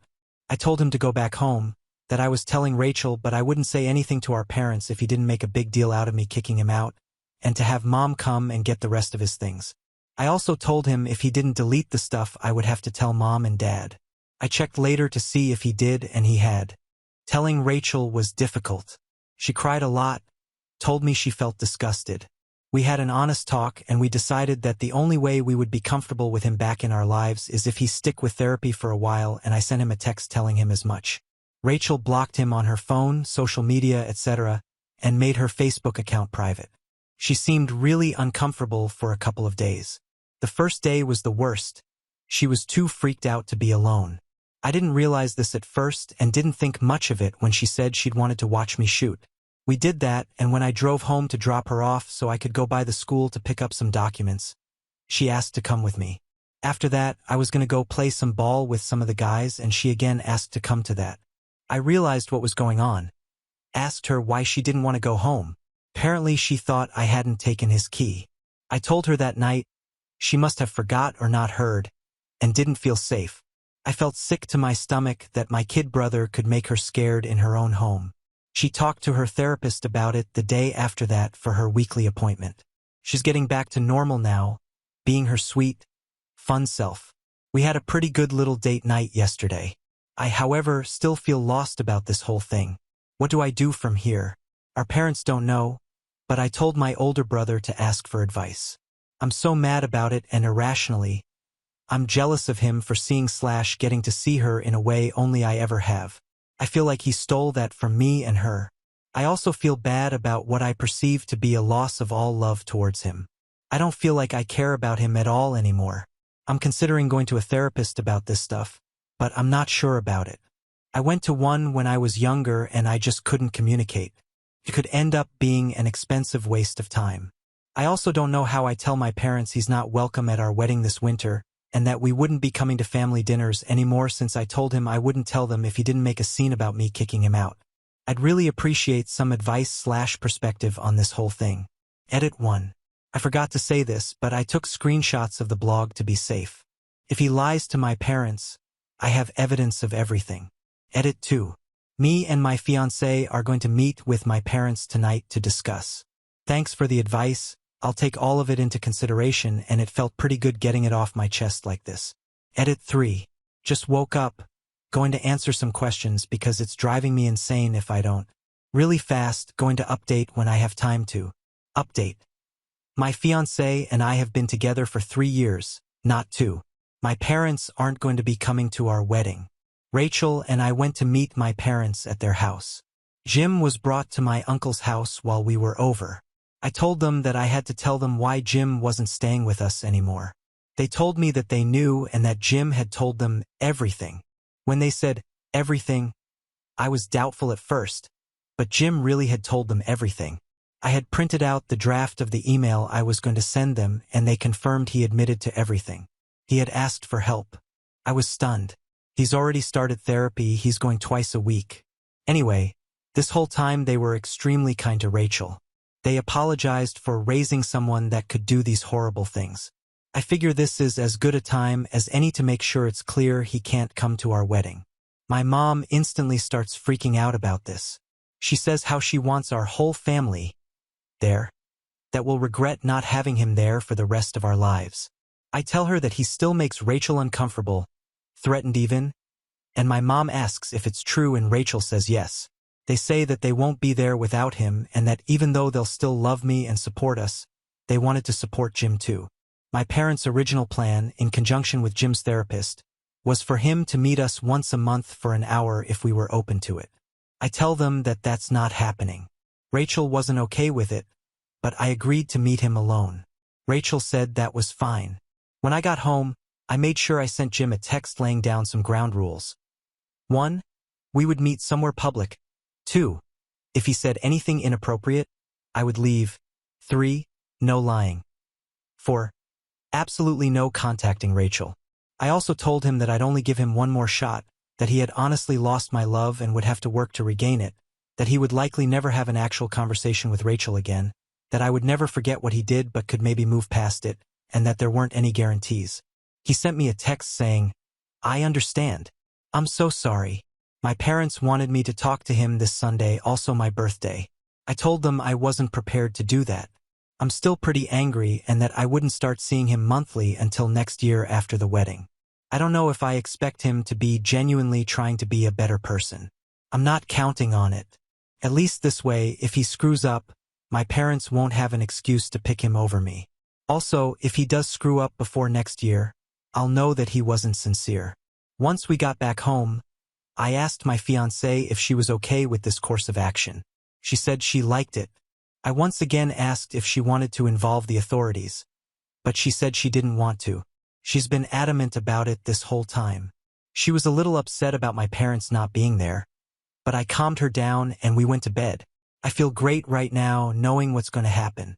I guess I'm not that upset about my parents not going. They did tell me that they still loved me and our wedding is going to be pretty small and intimate. My older brother's coming back into the country for it. That's all I really cared about, and he said he'd be there no matter what. We're actually going to spend a year with him overseas after we graduate. We're not having a traditional honeymoon. As for the sexting advice that came up in the comments, Rachel and I had our first real conversation about it. We downloaded Keep Safe. We also decided to go to Best Buy tonight and get a camcorder, so thanks for that. Probably wouldn't have happened if we didn't have this conversation. I just want to say thanks to everyone who gave me advice. I really took everything into consideration. Now on to the next story. Story 7. Ghosted a guy on a dating app, then he started dating my best friend just to stay close to me. Now he's trying to break up my new relationship while trying to set me up with his friend. I-19F would like to start off by saying that I am in my own relationship, and although the title sounds weird, I just can't tell if I'm going crazy or not, since everyone in my life has acted as if this situation is completely normal. A couple of months ago, before I was in a relationship, I was on a dating app and would mainly use it unseriously with my friends. I would never find anything substantial in them. I ended up matching with this guy, 19M, let's call him Dave, who only used Instagram to talk to people, and therefore, I ended up giving him my Finsta, fake Instagram account. I specifically remember talking to my friend, 18F, let's call her Leah, about Dave. My Finsta is full of pictures of me and my friends. I ended up ghosting Dave due to some personal issues I was going through and some mannerisms I caught on to that I didn't like. He was low-key aggressive, and I continued to post on my Finsta. Months later, my friend Leah comes up to me and tells me about this guy she matched with on a dating app. Surprise, surprise, it's Dave. Leah starts saying that she understands why it wouldn't work out with me and Dave because we have nothing in common, and that she's really excited for her date with Dave. I was also excited for her at first. She went on her first date with him. Things were going very well. On the second date, Dave tells Leah that he wants to meet her friends. He was so pushy about meeting her friends that he said he would plan the whole thing.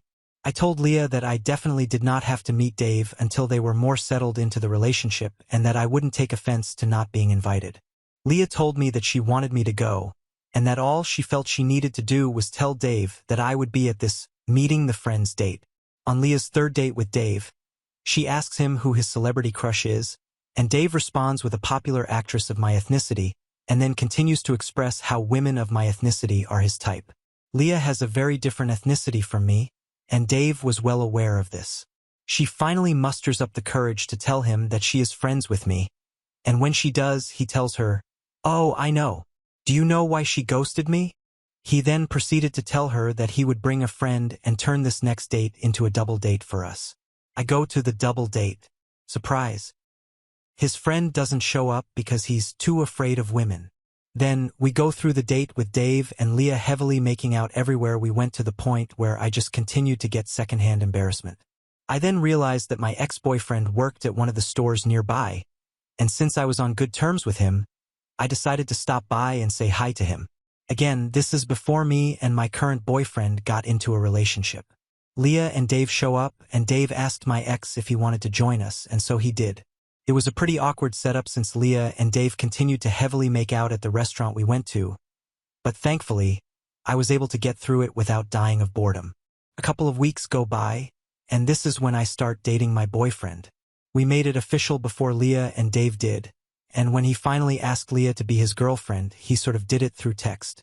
Leah then tells me that they had gone on a date in the same mall we had gone on our double date and that Dave had gone back into the store my ex worked at to see if he could find him. Leah tried to play it off as a really cute thing, because apparently, Dave doesn't have a lot of friends since he just transferred to this college and she believes he's just trying to make friends his own age. I don't find it as endearing since my ex was very visibly uncomfortable with Dave throughout the dinner and barely talked to him. A couple of months later, my boyfriend and I start to have issues. I confided in Leah, and she wasn't really helpful since all she talked about was how Dave would never do that to her. She also brought up the fact that she had a coworker who was looking for a girlfriend and that she showed him my Finsta and he seemed interested. Leah then started talking about how her coworker is actually one of Dave's new friends and how they're getting along well. Leah then puts Dave on the phone and he proceeds to tell me that I should break up with my boyfriend. Dave has never met my boyfriend. Dave also said that I should get myself a man of his ethnicity. Leah then admits to me that Dave has been continuously asking her for updates on how my relationship with my boyfriend is going and if we have broken up yet. A couple of days later, I get a follow request from Leah's coworker and I asked her if she had told him to follow me. She says, Dave was the one who told him to follow me and said that Leah's coworker would treat me better. Dave just met Leah's coworker. He doesn't even know him that well. A couple of hours later, Dave requested to follow me on his alternate account. I don't know what else to do or say.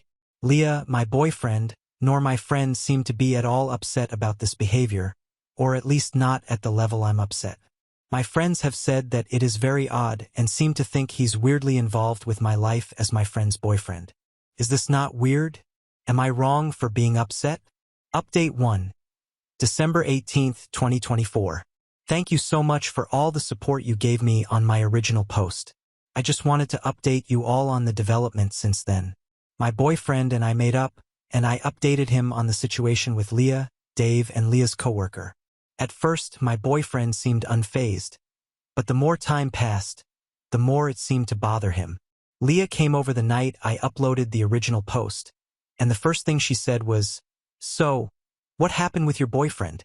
Everyone is dying to know," and by everyone, I mean Dave and my coworker, with a huge smile on her face. I pointed out the fact that it was odd that they wanted to know so badly. Leah simply brushed it off and said that her coworker actually wanted to apologize to me. Leah said that supposedly Dave had made it sound like my relationship was done for, which is why her coworker requested me. As for Dave, he just continues to ask Leah if I've broken up with him yet. Leah continued to express her disappointment with some comments Dave has started to make about her size.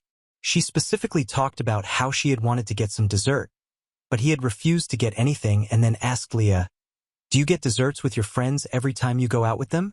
And then Leah alluded to him fat-shaming her friends, specifically me and one of her other friends. A day or so later, Leah calls me and tells me that Dave has once again asked her if I've broken up with my boyfriend yet. We continue talking, and she says that, unfortunately, she doesn't think that we can go on that trip she's been wanting to go on with all four of us. Although I had already decided I wouldn't go anywhere if Dave were present, curiosity got the better of me, and I asked what changed her mind. She said, "If Dave was in the same room as your boyfriend, I think he would physically fight him." She was being dead serious. My boyfriend and I got into a pretty run-of-the-mill argument. He didn't cheat or lie or steal or hit. It was a simple disagreement. Therefore, I don't think getting physical with my boyfriend is at all warranted, especially considering the fact that this rage is coming from my friend's boyfriend who I originally turned down and barely know. The day after this phone call, my boyfriend brought Dave up and asked if he had done anything else. I informed him, and he seemed genuinely concerned for Leah. He said that I should genuinely consider intervening as things have seemingly gotten worse. I made efforts to intervene when this relationship between Dave and Leah was fresh.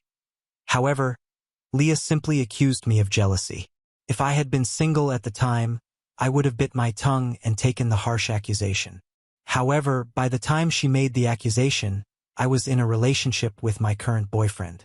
Therefore, the accusation truly upset me specifically because it was an insult to my boyfriend and our relationship. After reading so many of your comments, which I greatly appreciate, I think I have decided to make some space between me and Leah. Am I wrong for this? Should I try harder to intervene? Update 2.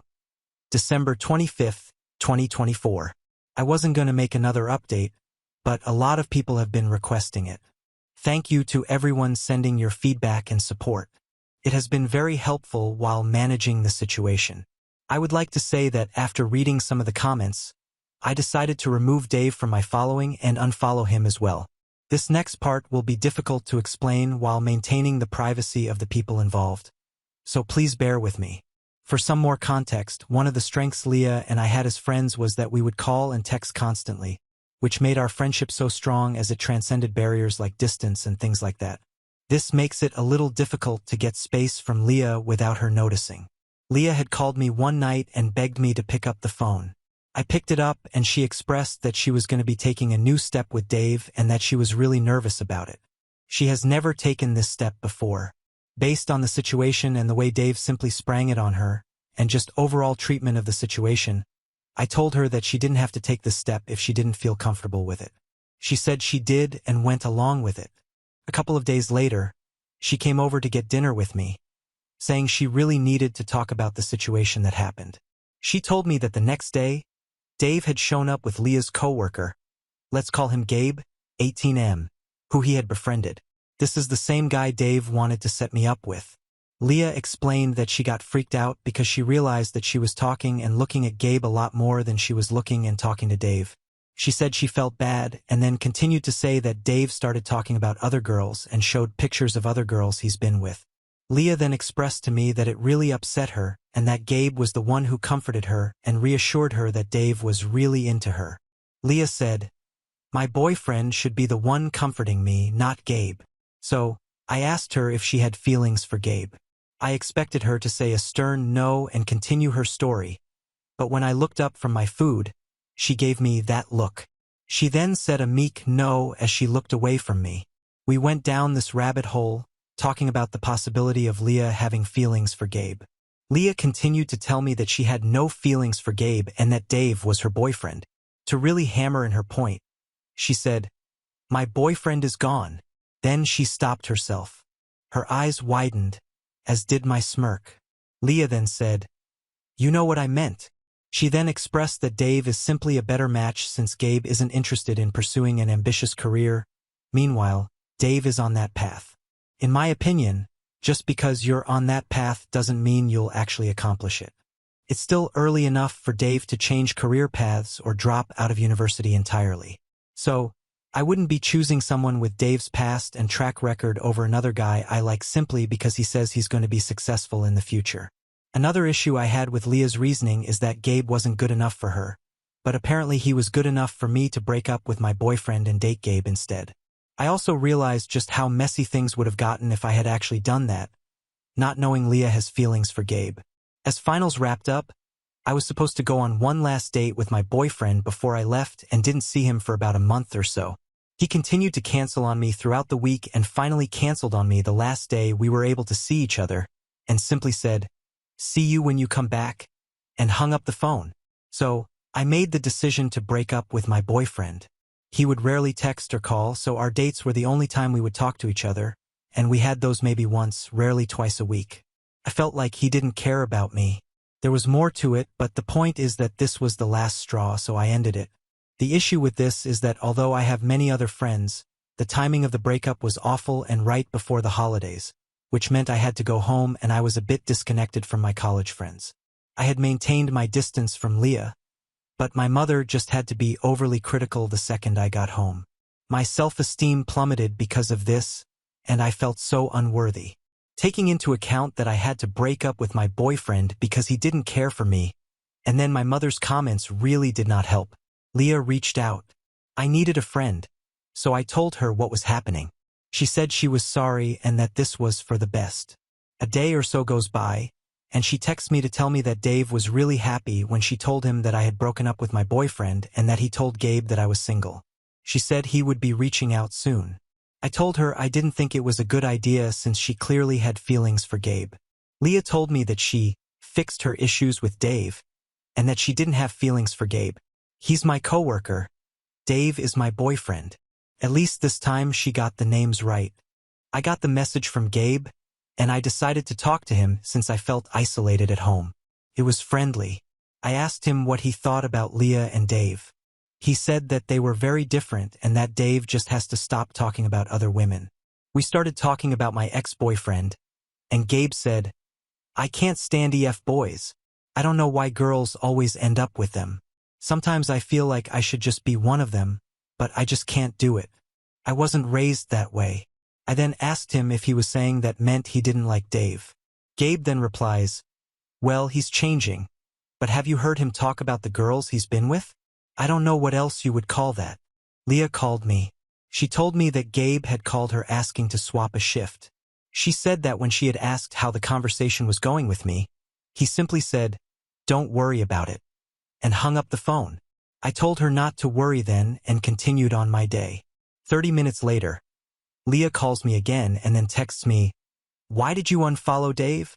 I asked her how she figured that out, and she said, I was on the phone with Dave and I checked his following and realized you didn't pop up on mutuals. Why did you unfollow him? I didn't believe her, but I didn't know what else to say. Is Gabe won't tell me what you guys talked about and now I see that you unfollowed him? What the hell is going on? I told her to relax and I said that I had unfollowed him ages ago. I then asked her to swear she won't say anything to anyone, especially not Dave. She told me, I promise I won't tell him. You're my best friend. I won't tell him. Just please tell me. So, I sent her the weird EF boy messages Gabe sent me. Leah then said, so he likes me? That wasn't my first thought when I got the text from Gabe. I mainly felt like he knew Dave wasn't exactly the best boyfriend, but I suppose it could mean he has feelings for Leah. Yeah, I can't show this to Dave. He'll freak out. I told my family about what was happening. My mother and sister both said that Gabe obviously liked Leah, but then accused me of liking Dave. Yet again, writing this out and reading over it again, I feel like I should just stop talking to Gabe and cut myself out of the situation. I feel a lot weaker right now than I was when I first posted the situation. Now on to the next story. Story 8. My dad tricked my mom into signing over her business when she was heavily medicated, then gave it to my sister's gambling addict husband instead of me, who worked there 20 years. 5 years ago, my mother passed away after a long battle with ovarian cancer. She was an incredible woman who built a successful interior design business from scratch, turning it into one of the most respected firms in our city. Throughout my childhood and early adulthood, I worked alongside her whenever I could, learning every aspect of the business. It was always understood that I would take over someday, not just because I was the eldest daughter, but because I had dedicated myself to learning the craft and building relationships with our clients. My mother started this business in our garage when I was just 5 years old. I remember watching her work late into the night, sketching designs and making phone calls, while still making time to help me with my homework. She built her client base one project at a time, often taking on small jobs that other designers wouldn't consider, treating each client with the same level of respect and dedication, whether they were renovating a mansion or just redecorating a bedroom. By the time I was in high school, she had moved into a beautiful downtown office and had a team of talented designers working for her. I literally grew up in that business. After school, I would do my homework in her office, listening to her client meetings and absorbing everything I could about design and business. By 16, I was helping with administrative tasks, and by 18, I was accompanying her to client sites and design shows. She made sure I learned every aspect of the business, from the creative side to the financial management. When I went to college, I majored in business with a minor in interior design, taking summer internships with other firms to broaden my experience, but always coming back to work with Mom during breaks. My younger sister, Rachel, never showed any interest in the business. She was more focused on her social life and eventually married James, a man from a wealthy family who had never worked a day in his life. While I was spending weekends at client sites and attending design shows with Mom, Rachel was planning elaborate parties and posting about her luxurious lifestyle on social media. She would occasionally drop by the office to borrow money from Mom or show off her latest shopping spree, but she never once asked about the business or showed any interest in learning what we did. Even before she met James, Rachel had always been Dad's favorite. He loved her carefree attitude and social butterfly personality, while my more serious, business-focused approach reminded him too much of Mom's independence, which I think secretly threatened him. When Rachel married James, Dad was pretty happy. He saw James as the son he never had, completely buying into James's grandiose talks about his business ambition, despite his track record of failed ventures and squandered opportunities. When Mom was diagnosed with cancer, I reduced my hours in my intern job to help her manage the business while she underwent treatment. I watched her fight through chemotherapy sessions, still insisting on reviewing designs and meeting with important clients whenever she had the strength. Even on her worst days, she would speak with longtime clients. The business wasn't just a company to her. It was her life's work, and she was determined to ensure it would continue to thrive after she was gone. In her final months, she made it clear to everyone, including my father, that she wanted me to take over the business. She even had her lawyer draw up paperwork to transfer ownership to me upon her death. I remember sitting with her in the hospital as she went over every detail of the business with me, sharing client relationships, supplier contacts, and her vision for the future. She made me promise to maintain the company's reputation for integrity, saying that she knew I was the only one who truly understood what she had built. The day before she passed away, Mom called me to her hospital room alone. She was weak but determined to tell me something important. She revealed that James had been visiting her when I wasn't there, pressuring her to change her will and give him control of the business. He had even brought papers for her to sign, telling her it would take the burden off your daughter. Mom was furious and had him thrown out of her room. She made me promise that no matter what happened, I wouldn't let James anywhere near her life's work. Mom also confided in me about her concerns regarding Dad and Rachel. She worried that they might try to interfere with her wishes, knowing how Dad had always favored Rachel and how James had been trying to get involved in the business. She made sure all the legal documents were in order and even spoke to her key employees about supporting me through the transition. Everything was set for a smooth transfer of leadership. What I didn't know then was that Dad had already betrayed Mom's trust. While she was still fighting for her life in the hospital, he had been secretly meeting with lawyers to find ways to contest her will. He even went through her office after hours, taking documents and making copies of contracts. Rachel helped him, using her spare key to the office, the one Mom had given her for emergencies only. They were literally plotting behind Mom's back while she was on her deathbed. The day after Mom's funeral, literally the day after we buried her, Dad called a meeting with the company's lawyers. He hadn't even waited for the flowers on her grave to wilt. That's when I discovered the full extent of his deception. It turns out that while Mom had properly documented her wishes to transfer the business to me, Dad had been building a legal case based on the company's original incorporation documents from 25 years ago. When Mom first started the business, she had listed Dad as a 50% owner for tax purposes, even though he never contributed anything beyond basic bookkeeping. This was common practice for married couples at the time, and Mom had trusted him completely. She had attempted to update these documents during her illness, but Dad had deliberately delayed signing them, claiming he was too overwhelmed with her medical care to deal with paperwork. Meanwhile, he was secretly meeting with corporate lawyers who specialized in hostile takeovers. What broke me completely was finding out about what happened during Mom's final days in the hospital. Dad had waited until she was at her weakest, just 2 days before she passed, when the doctors had increased her morphine to manage her pain. He came to her room alone after visiting hours, using his status as her husband to get past the nurses. Mom's regular nurse later told me she had protested his visit, saying Mom needed rest, but Dad insisted it couldn't wait. He brought a stack of documents, telling Mom they were urgent insurance forms needed to cover her final round of treatments. Mom could barely hold the pen, but she signed multiple pages. Mom was on heavy pain medication at the time and trusted her husband of 30 years.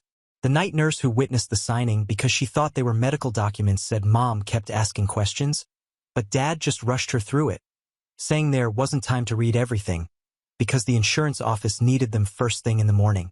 Those papers turned out to be a complete transfer of her shares to Dad, along with documents giving him power of attorney. The signatures were barely legible, just wobbly lines that looked nothing like Mom's signature that I had seen on hundreds of client contracts. But Dad had been clever. He got the nurse to sign as a witness and had brought a notary with him who didn't know Mom's regular signature. Everything was technically legal. I only discovered this because the nurse felt guilty and reached out to me after Mom passed. She had realized something was wrong. I tried to fight it, of course. I spent over $50,000 of my own savings on lawyers who all agreed that what Dad did was ethically reprehensible but technically legal. The fact that he was listed as an original owner, combined with the documents he tricked Mom into signing, gave him just enough legal standing to take control. When I brought up Mom's recent will and transfer documents, Dad's lawyers argued that she wasn't of sound mind during her final months due to her medication, while conveniently defending the validity of the papers she'd signed under the same conditions. Then Dad announced that he was giving control of the business to James, my sister's husband. His reasoning: the business needs a man's touch, and James has an MBA. Never mind that James's business experience consisted solely of losing his trust fund in various failed ventures, or that I had practically grown up in this company and knew every aspect of its operation. The announcement was made at a company-wide meeting where I had to sit there, humiliated in front of employees who had watched me grow up in the business, as Dad praised James's fresh perspective and modern business acumen. James actually had the nerve to say, "I know some of you might be concerned about the changes ahead, but I promise to honor Sarah's legacy." Not only had they gone against Mom's explicit wishes, but they had done it in a way that completely dismissed my years of dedication and experience. Dad didn't even have the courtesy to discuss it with me beforehand. I found out at the same time as everyone else. The look of smug satisfaction on Rachel's face during the announcement told me everything I needed to know about her role in this decision. What made it even worse was discovering later that James had already promised several of Mom's long-term employees that they would be taken care of if they supported his takeover. He had been secretly meeting with them, offering promotions and raises if they would back him instead of me. Most of them refused and came to tell me about it, but a few actually took his side. These were people who had worked with Mom for decades, people who had watched me grow up, now suddenly acting like James was the second coming of Steve Jobs. I was devastated, not just because of the betrayal of Mom's wishes, but because I knew James would run the company into the ground. He had no understanding of design, no relationships with our clients, and no respect for the legacy Mom had built. During the transition meetings, he kept talking about his plans to modernize and disrupt the business, showing complete disregard for the reputation and relationships Mom had spent decades building. Rachel supported her husband completely, telling me I was being dramatic and that I should be happy for their success. I couldn't bear to watch them dismantle everything Mom had created, so I resigned immediately. Several key employees followed me out the door, but I convinced them to stay, knowing they had families to support. Some of them cried when I told them I was leaving, and a few even offered to quit in solidarity, but I knew Mom would have wanted me to protect their jobs if I could. I moved to another city and started over, building my own design consultation business from scratch. It was hard work, but I had learned from the best. For 3 years, I had minimal contact with my family. Dad would occasionally call to complain about how ungrateful I was being, while Rachel would send passive-aggressive messages about how I had abandoned the family. I focused on my work, gradually building a strong client base and reputation in my new city. Some of Mom's old clients sought me out, having heard through the grapevine that I had started my own firm, and their support helped me establish myself more quickly than I had expected. Then last month, I received a frantic call from Rachel. It turns out that James had run Mom's company into the ground, just as I had predicted. He had taken out massive loans to fund unnecessary expansions, alienated our long-term clients with his arrogant attitude, and eventually started embezzling money to cover his gambling debts. The business was facing bankruptcy, and James was potentially facing criminal charges. The worst part was learning that he had been using the company's reputation to secure loans and contracts, then failing to deliver on the promises made to clients who had trusted Mom's name. What really got me was their response to this crisis. Instead of taking responsibility, they're now claiming that this is somehow my fault. Dad called me crying, saying that if I had stayed to help James learn the business, none of this would have happened. Rachel insists that I have an obligation to come back and fix things because Mom would have wanted you to save her company. They seem to have conveniently forgotten that they were the ones who pushed me out in the first place. The audacity of their request is stunning. They want me to leave my successful business, move back home, and use my connections and expertise to save the company they stole from me. James even had the nerve to suggest that I could work under him as a senior consultant, while he maintains control of the company. I refused outright. I told them that they made their choice 3 years ago when they dismissed Mom's wishes and my expertise. I've built something new now, something that's entirely mine, and I won't abandon it to clean up their mess. The irony is that many of Mom's former clients have already reached out to me, seeking to work with someone who maintains the standards and integrity she was known for. This has caused a huge rift in the family. My father is telling everyone who will listen that I'm letting my mother's legacy die out of spite. Rachel has been posting on social media about how I've betrayed the family and abandoned Mom's dream. Even some longtime family friends have reached out to suggest that I should put aside my pride for the sake of preserving what Mom built. So, am I the asshole for refusing to help? Reddit, I'll update if anything significant happens with the situation, though I doubt they'll stop trying to guilt me into fixing their mess. Update 1. After my last post, things have escalated significantly. I found out that James has been doing far worse than just mismanaging the company. He's been actively stealing from clients. Several of Mom's longtime clients contacted me directly after discovering that James had taken their project deposits but never started the work. We're talking about hundreds of thousands in missing funds, including a $250,000 deposit from Mom's very first client 25 years ago. I also learned from Lisa, Mom's former assistant who still works there, that James has been forging client signatures on contracts and inflating project costs, then pocketing the difference.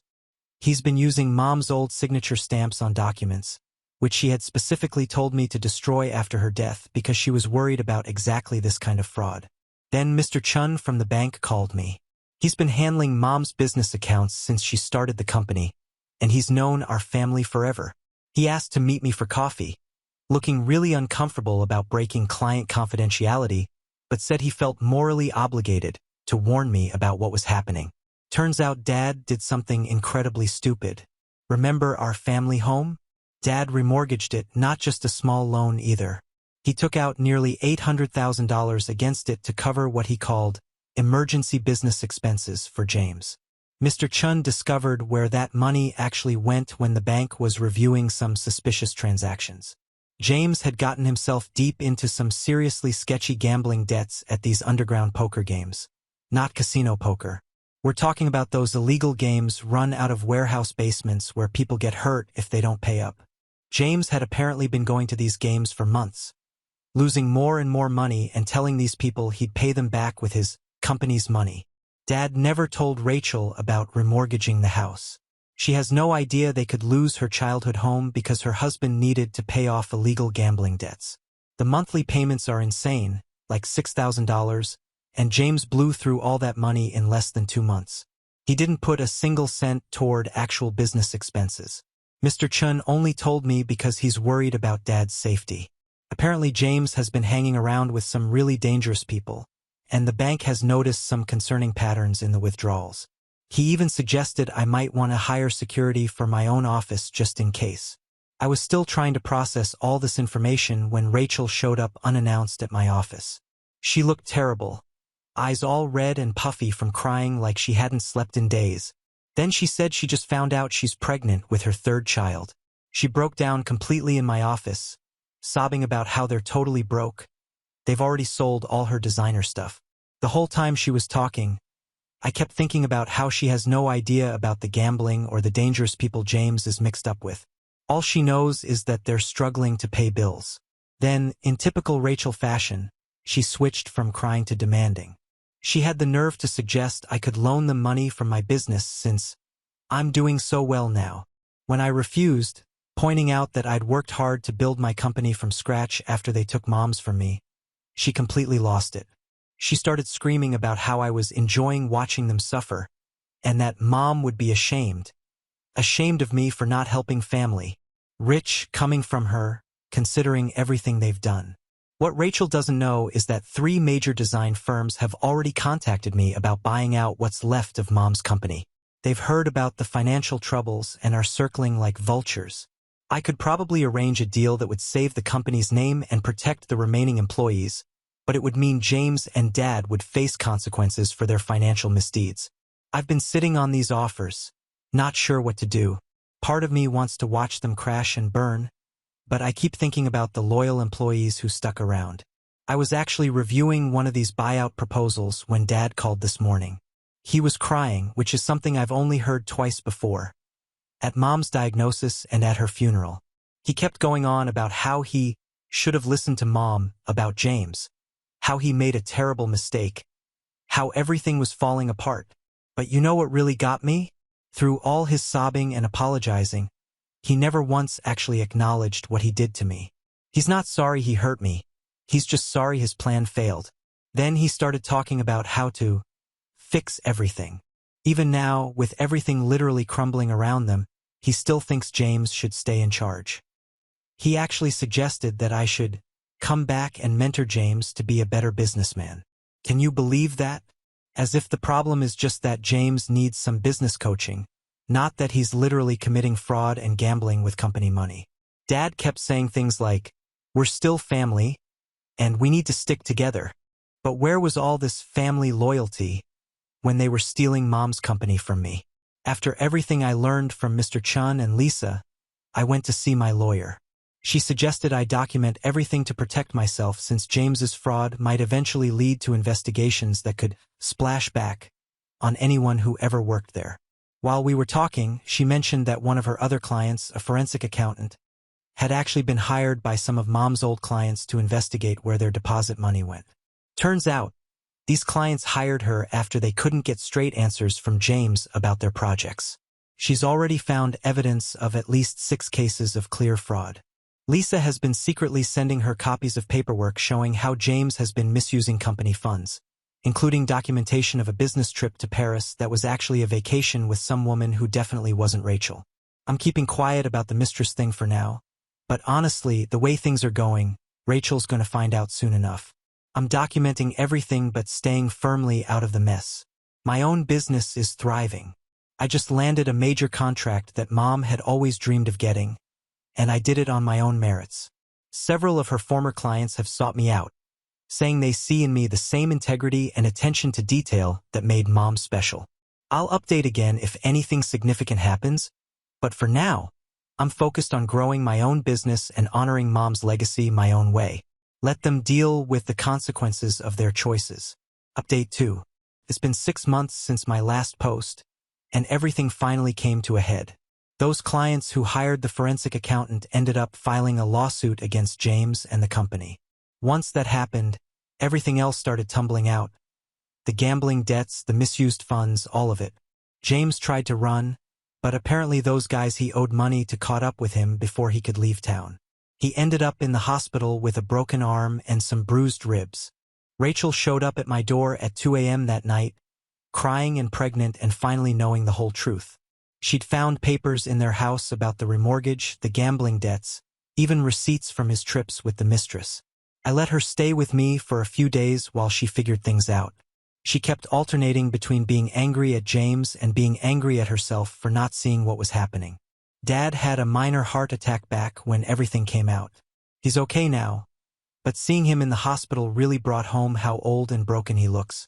The doctors say stress was a major factor. He tried to apologize to me again, and this time it felt real. He actually acknowledged what he'd done wrong. Not just the recent stuff with James, but how he betrayed both me and Mom by going against her wishes too. Too little, too late, maybe, but at least it was honest. The company is being sold. Not to any of those design firms I mentioned before. They all backed out when they realized how bad the financial situation was. Instead, one of Mom's old employees put together a group of investors. They're buying what's left and rebuilding under a new name. They asked me to come on as a partner, but I declined. I did agree to act as a consultant, though, and I'm helping them reconnect with some of Mom's old clients. Rachel filed for divorce. She's moved back in with Dad for now. Turns out losing the house isn't a sure thing anymore. The bank is working with them to restructure the mortgage since they can prove James committed fraud. She's due any day now. Despite everything, I've been helping her get the nursery ready. Mom would have wanted that. James is facing criminal charges for fraud. His lawyer is trying to work out a plea deal, but he's definitely doing some time. The evidence was just too clear, especially after Lisa turned over all the documentation she'd been quietly collecting. Turns out she'd been keeping copies of everything since the day James took over. Like she knew this would happen eventually. As for me, my business is doing great. I just bought a beautiful old building downtown that I'm renovating into my company's new headquarters. I probably won't update again. This chapter of my life is closing, and I'm ready to focus on writing my own story now. Now on to the next story. Story 9. My sister didn't invite me to her wedding but invited all my friends, so they showed up in wild outfits as payback for not inviting me. You see, as the older sibling, I was always expected to take care of Gigi from the time we were both kids. My parents expected me to pick up after her, help her with her homework, walk with her after school, and play with her because they were too busy with work. Sometimes, even after work, my mother would come back and complain about how she didn't have the energy to spend time with Gigi and would ask me to read her a bedtime story. Gigi also didn't make it any easier on me. She would often say mean things and had trouble understanding social cues. She would say things to people without thinking, which would ultimately land me in trouble. For example, my parents would force me to take Gigi with me if I wanted to go out with my friends for an outing or to their birthday parties. One time, Gigi came along with me to my best friend's place for her 13th birthday. We had all gotten her various gifts with our pocket money, which my best friend was very happy to receive. She also opened up a gift that her grandparents had sent her, and it was a Barbie dollhouse. Granted, we were a bit old to still play with Barbie, but clearly my friend loved the gift, and she seemed a bit sentimental over it. Out of nowhere, Gigi started giggling, and when we all turned to look at her, she remarked how it was a dumb gift. I looked back at my friend, alarmed and embarrassed for the way Gigi behaved. My friend looked heartbroken while Gigi kept giggling. I apologized to my best friend and told her that I was going to take Gigi back home. I was so embarrassed for how my sister behaved in front of everyone and was mean to the birthday girl for no reason. When I dragged Gigi back home and asked her why she would do something like that, she only smiled and told me that she said what we were all thinking and it was not her fault if my friend got hurt. I was so pissed and disappointed with her behavior. Later, when I told my parents about it, thinking they might be able to talk to her and let her know what she did was wrong, they instead started to lecture me about being a better sibling. They told me that I should not feel embarrassed about Gigi in front of others and that I should stop being friends with people who can't handle the truth. I was floored by their reactions. Looking back, I can see how they always gaslight me in multiple situations just to condition me into accepting my sister and taking care of her while she would get away with doing things like this scot-free. As I kept growing up, I would start to rebel and stand up to my parents when they would force me to take care of Gigi or take her to various events with my friends. I would straight up tell them that Gigi can hang out with her own friends or they can take care of her because I needed my own time. They would accuse me of trying to leave her out of things and not being a good sister to her since Gigi didn't have any friends. It was true that Gigi didn't have any friends, and this was completely her own fault, as she would say outright mean things to everyone in the name of being honest. And this would ultimately hurt people's feelings. This also led to Gigi sitting in lunch hours alone, as no one wanted to sit with her. So my parents would force me to include Gigi on my table, which I absolutely detested. Eventually, after hearing multiple lectures from my parents, I did let Gigi join me and my friends and hang out with us. When I went to college, this is when I experienced true freedom. At first, my parents wanted me to go to a college nearer to my place, but I worked hard and, luckily, through a scholarship, was accepted into a reputed university hundreds of miles away from home. My mother begged me not to go, saying how Gigi would miss me and that I needed to take care of my sister and be a good big sis. But I didn't care a dime. I moved out of their home into my dorm and never looked back. I was so happy to be away from my family that even during vacations or long weekends, I never went back home. It was like I could breathe again for the first time, and I didn't want to go back to the suffocation back at my home. Now, I was part of a Facebook group with my friends from school, and I had also added Gigi to the group since she would hang out with us. In this group, Gigi would sometimes message and ask if anybody would like to hang out with her, but not a single person would reply back to her. Granted that some of my friends, like me, had moved miles away for college, but I knew a few who were still living in the same hometown. Yet, they were not interested in hanging out with her. I knew that my friends only hung out with Gigi since I was forced by my parents to take her with me, but now that I was not there, they had no reason to hang out with her. I didn't blame them, since Gigi never stopped being mean with her comments towards them, so I respected their decisions whatsoever. Yet Gigi would keep asking people in the group to hang out with her. I also heard from some of them that Gigi would try to call them directly to see if they wanted to hang out with her, but they would either make up some excuses or ignore her calls. Meanwhile, Gigi and I hardly talked. She and I had always been forced to be together, and I suspect she didn't like me as much as I didn't enjoy her company either. So now that I was away from home, we hardly ever messaged each other. My parents would sometimes call to give me updates about her life and tell me how I should try to visit them soon and spend time with Gigi, but I paid no heed to them. During my final year of college, I had gone back home since we were all having a school reunion. I was quite excited to see my old friends again and hang out with everyone. When Gigi learned about this, she insisted that she wanted to join me as well, since she wanted to hang out with my friends. But this time I sternly told her that these were my friends who I had spent my school days with and she had no right to intrude in this event. My parents tried to argue with me, but I quickly shut them down.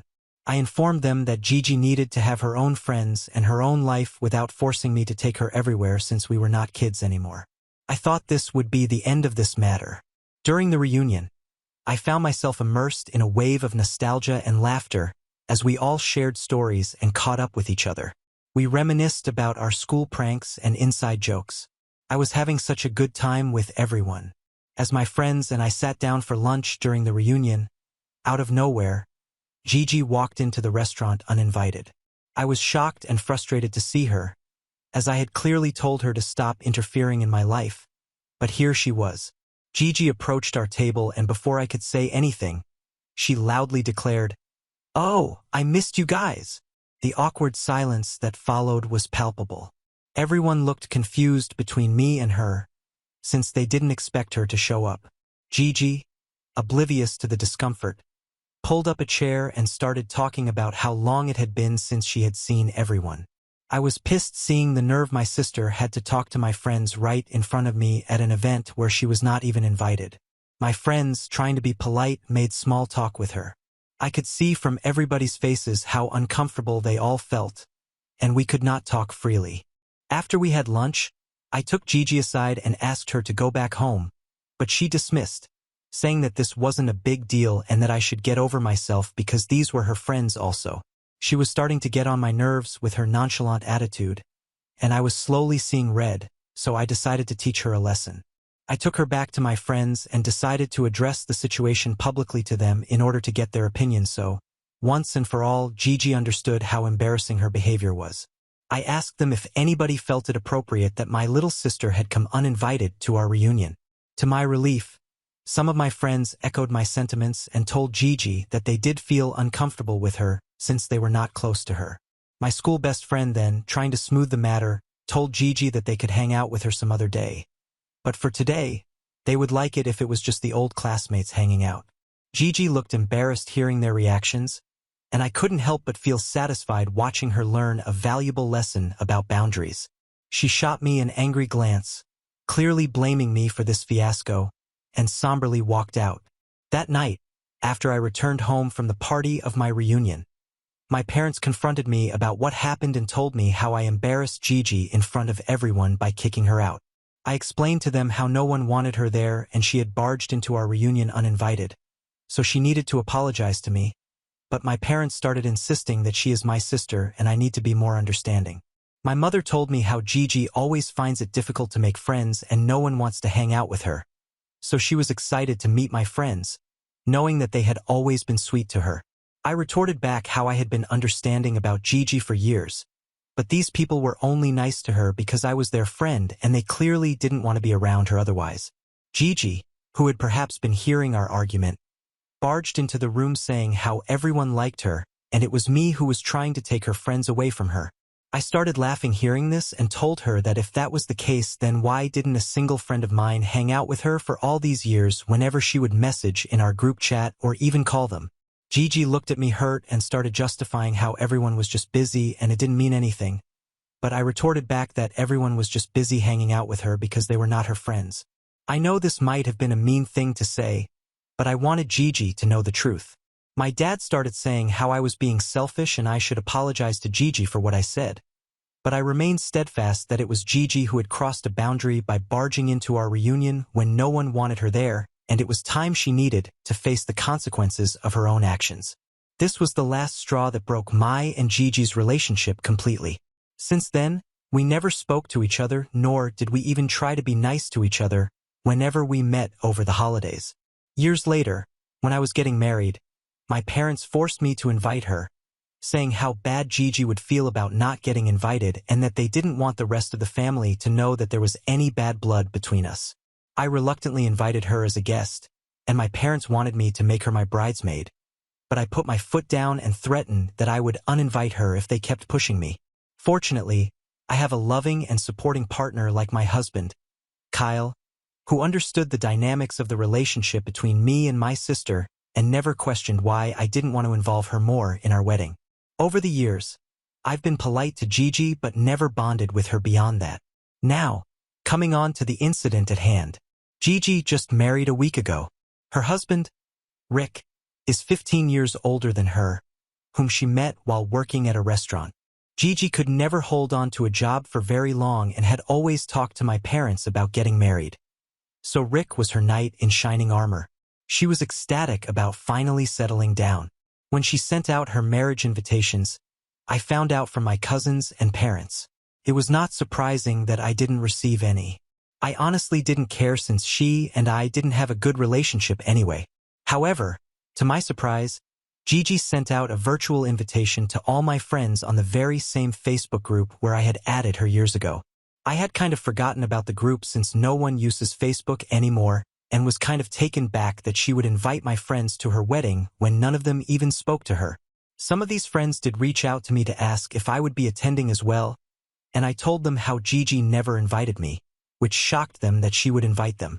I told them that I didn't really mind if they chose to attend since I had no relationship with her whatsoever. I guess this news must have spread like wildfire among my friends because a bunch of them messaged me, saying how rude it was for my sister to invite them, as they were almost strangers to her now, but not invite me when I used to take care of her and look out for her while we were growing up.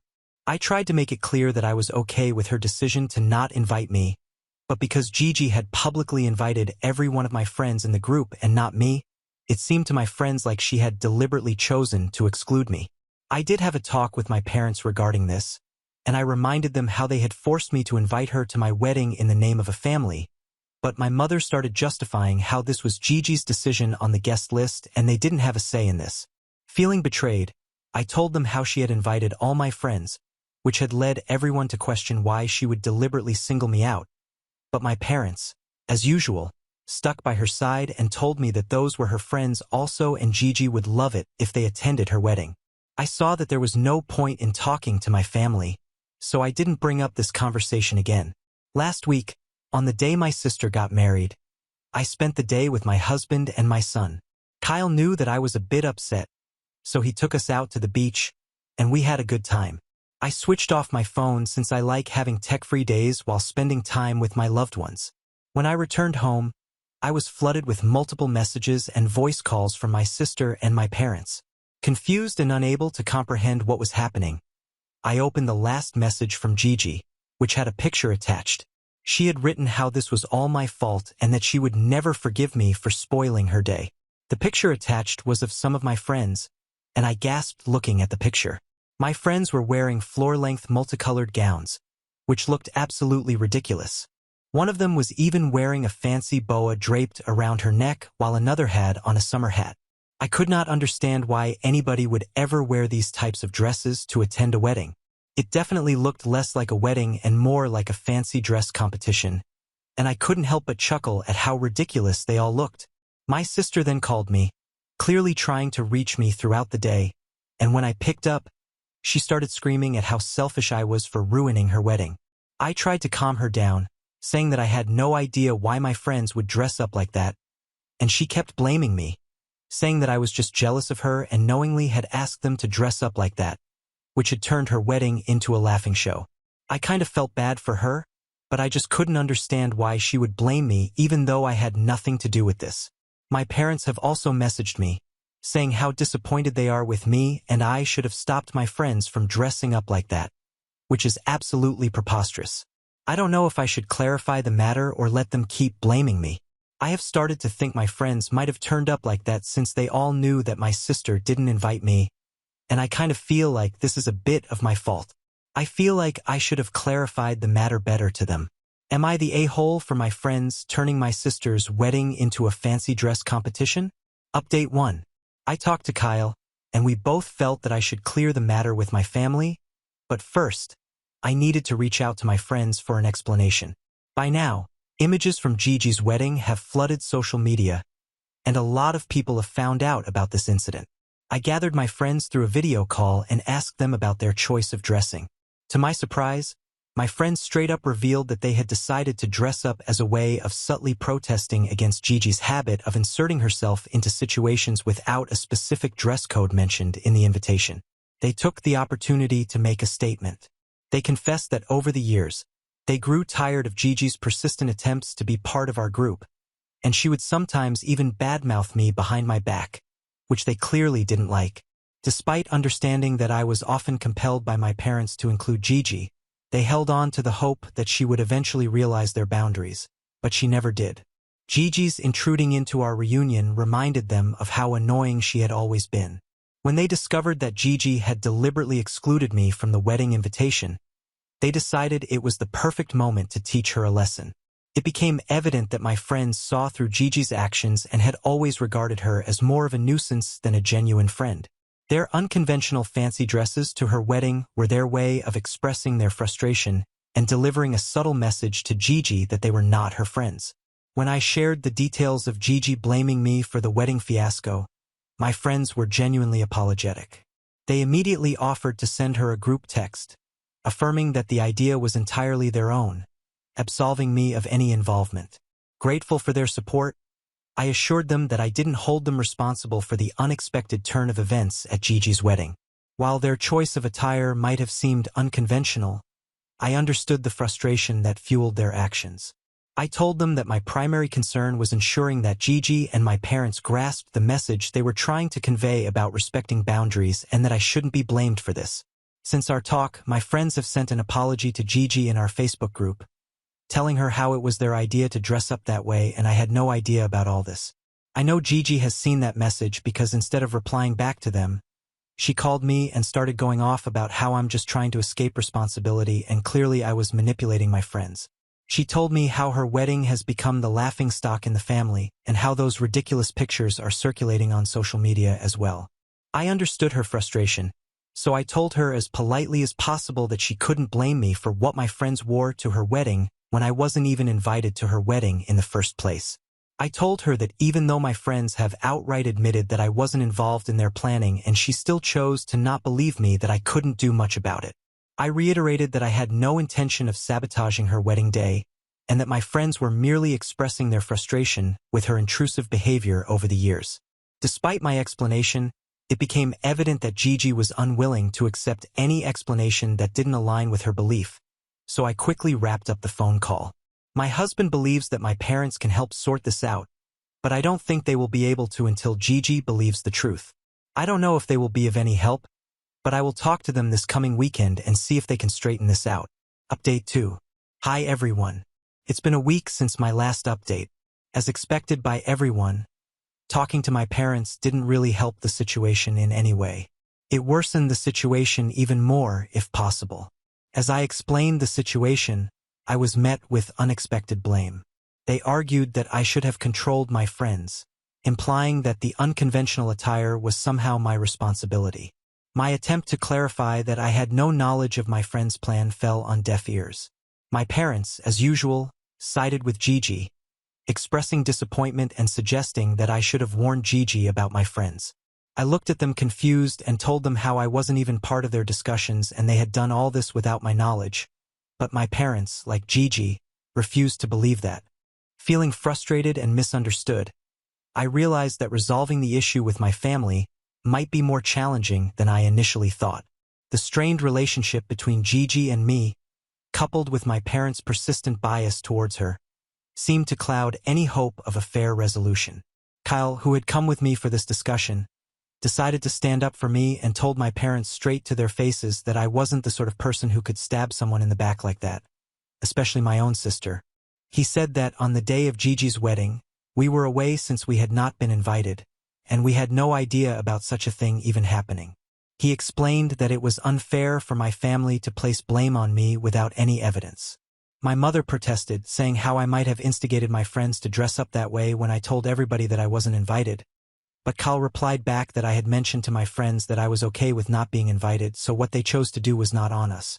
I could see that my parents were not going to back down, so I told them that if they didn't want to believe me, then there was no point in having this conversation further. I also told them that for years I had listened to them and taken care of Gigi, but now I was done being their scapegoat. I told them of my decision to cut Gigi off from my life permanently, and my mother started to protest, but my father held her back. With that, we decided to leave my parents' place to distance ourselves from the situation, hoping that when their emotions would subside, they would subsequently see the truth. Unfortunately, they haven't reached out to me yet, so I guess they're going to stick by their beliefs. It's sad to see how they clearly favor my sister over me, even though I was the one who always helped her out. I don't know what the future holds for us, but if my parents are choosing to support my sister, then I will let them make that choice, even if it's disappointing. I have blocked Gigi for now and plan on keeping it that way in the future. Update 3. Wow, it's been 5 months since my last update. A lot has happened since my last post. First of all, I've been going to therapy. I know a lot of you guys suggested this since I have had a lot of trauma in my childhood and I needed to go to therapy and vent out my frustration and feelings. Therapy has changed my life. I feel so much lighter now. I know exactly how to express myself now, and I know that I did the right thing by standing up for myself in regards to Gigi's wedding incident. My parents did sometimes try to reach out to me over the months, but instead of clarifying or even apologizing to me for all the blaming that they did, they acted like nothing ever happened between us. I quickly realized that they only wanted to talk to me so they could have a connection with my son, their only grandchild, so I quickly cut them off. I don't want them to ever get the opportunity to treat my child the same way they treated me. In the meantime, Kyle and I have focused on our own lives, finding solace in the support we provide each other. I have said this before and I will say it again. Kyle is a wonderful husband. He knows how tough a decision it was for me to cut off my parents, but he has never made me feel alone in this choice. We are planning on taking a vacation with our son this upcoming holiday. All I can say from this incident is that if you have a family member in your life who is this toxic, then please, for your own mental health, remove them from your life. It's not worth letting them poison your life. Trust me, you are going to find someone someday who is going to love you and support you for who you are. Now on to the next story. Story 10. Woke up to my GF giving me a BJ without my consent. And I slapped her as a trauma response because my egg donor molested me as a child and my girlfriend refused to apologize. I feel horrible for what I did. How do I even start this? Let me just start by saying that I would never slap her intentionally, let alone hurt her in any way. My girlfriend has a very high sex drive, unlike me, and therefore, she is the one to initiate sex most of the time. It took me a few years to fully trust her, but she was such a loving and caring person who understood my trauma and was always able to control herself, even with her high sex drive. When I was a child, I was sexually molested by my own egg donor. I remember how she covered my mouth with her hand while holding me down, and I tried to scream and defend myself. But I was just a little boy and she was a grown woman. I wouldn't call her mother because that's not what mothers do. This traumatized me and it destroyed every relationship I tried to build with a woman. It was hard for me to trust one until my girlfriend appeared and she always respected my consent so far. Yesterday evening, she wanted to have sex and I told her I wasn't in the mood right now, and then I turned around. I woke up in the middle of the night to my blanket gone and her doing oral sex. My heart started beating really fast. All the anxiety I felt as a child came back, and before I realized, I slapped her so hard she fell off my side of the bed. I immediately realized what I just did. The only thing I thought about was that I slapped her. She held her cheek while looking at me with a shocked face before starting to cry. I wanted to comfort her and apologize, but she ran out of the room into the bathroom where she cried her eyes out and then she went to sleep on the couch. I apologized repeatedly, but she refuses to talk to me. I feel so bad. I know I am a horrible person, and there is no excuse for this. But what can I do so that she speaks to me again? Is there anything I can do so she forgives me? Update 1. When I made the original post, I definitely didn't think it would blow up like this. And I certainly didn't expect the comments to be so one-sided, and I didn't expect them to be on my side. I expected nothing but people telling me how horrible I was, and I felt that this would be the only comment I deserved. But after reading literally thousands of comments, I slowly began to realize what actually happened there. You have to understand that this moment shocked me to the core, and the shock still was there when I uploaded the original post. I saw myself as the absolutely disgusting woman beater because of it. I never wanted to hurt anyone, but I realized now that it was a trauma response. When I woke up to her going down on me, it felt like my whole body was controlled by someone else. Like I was controlled by strings that forced me to react like that. And the more comments I read, the more I was sure about that. One day after the post, after thousands of comments from Reddit and many DMs, I talked to her about it and I broke up with her because all of this made me realize that my perspective of loving and caring was pretty effed up. I realized that she showed me the bare minimum of compassion someone should have in a relationship, and I noticed many toxic patterns I haven't realized before. But going into them now would not only be irrelevant to the actual topic, but it also would take way too long for this update post. By the way, she refused to apologize to me and demanded an apology from me. Besides my now ex-girlfriend, I only had one friend. I don't have an actual mother or a father. I don't have grandparents or siblings, just this one friend. So, I really lack of healthy bonds in my life. Breaking up with her was a hard thing to do, but it was necessary. She currently stays with her mom, who also called me yesterday to ask why I broke up with her. And I saw no reason to lie and just told her everything. She was quiet on the phone for a while, and then just told me her daughter's ex-boyfriend broke up with her for a similar reason. She said it wasn't the same situation, but a similar one. And then she apologized. She didn't go into details, but if I'm interpreting it correctly, my ex seems to have a thing for traumatized men. But again, there is no evidence to support that claim. That's just how I would interpret this conversation with her mom. So what am I going to do now? Well, I'm going to therapy and probably won't enter a new relationship anytime soon. I focus on myself and I have to heal. No, I won't press charges because that would mean that I would have to deal with it in a negative way and put energy into it that I just don't have. I hope you can understand that. Her mom is probably going to punish her anyway. And losing the respect of a person you love dearly, I can imagine that's worse than what she would get as a punishment from the court. As for you, I would like to thank you all for your comments. The comments you left on the original post, the private messages, and that shared my story. Thank you all so much. Update 2. I can't believe that I'm updating again after such a long time, but now something happened, and I think some of you might be interested. If you read my previous posts about this topic, you know what happened. It's been a few months, so not everyone might know about it. So, a few months ago, I was in a relationship with someone who sexually assaulted me, and I defended myself by slapping her in a trauma response. Back then, I felt terrible. But this wonderful community made me realize I was the victim. I've been through a healing process, and even though the scars of my past may never fully heal, they definitely can be brought to a point where I can live with them, and it's perfectly fine. However, what happened that I felt the need to update you? Well, apparently my ex got reported by someone. The letter arrived today, and they need me as a witness. Probably another guy who she felt the need to re-traumatize, or maybe even her ex. Who knows? Wouldn't be the first time. I'm not quite familiar with the details yet, but I think I'm ready. A few months ago, the wounds were fresh and I had to put myself first. This is why I refused to report her myself. I explained back then that if I reported her, then I would have been forced to deal with this again in a negative way and put energy into it that I just don't have. But maybe I can get something close to justice now that I feel better. I think I'm going to do it. Update 3. The last time I updated was a year ago. It's probably time to tell you what happened. Quick summary. The last time I was called to court as a witness when a man, assuming one of her exes, accused her of the same thing. I shared my story and she was found guilty. It turned out besides me there was another guy who was also called as a witness. And our stories had so much in common you wouldn't believe it. Interestingly enough, her mother wasn't even trying to defend her daughter. She just apologized to me again in person when we left the building. If you're thinking my ex got the deserved punishment, well, I don't know about that. You decide for yourself if you think it's enough. She wasn't sent to jail, just to 6 months community service. But if I'm honest with you, I'm fine with that. It was never about whether her punishment was great enough. It was never about revenge or anything.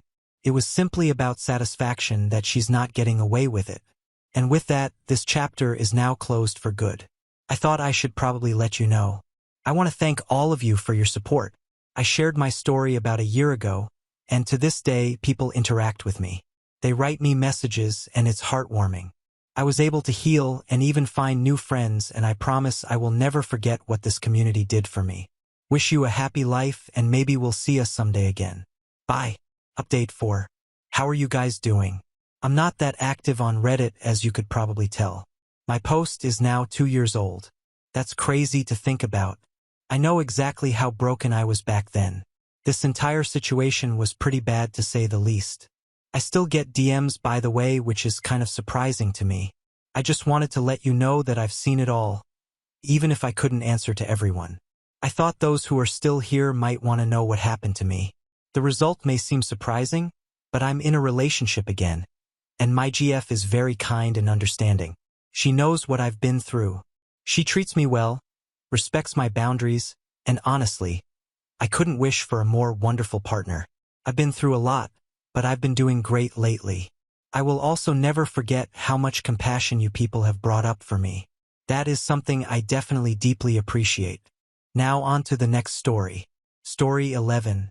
Dad's entitled girlfriend ignored my wishes, through a surprise gender reveal, tricked my friends and MAL, then demanded an apology when I left. I'm pregnant with a baby boy due in November.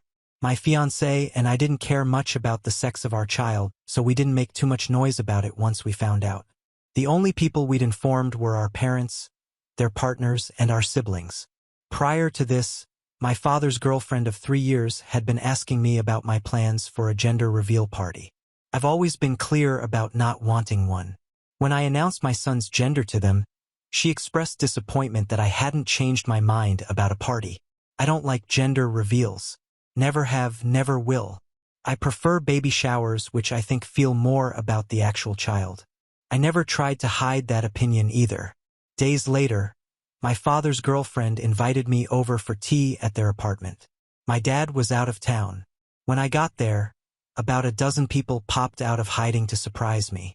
There were pink and blue decorations everywhere, which made what was going on pretty clear.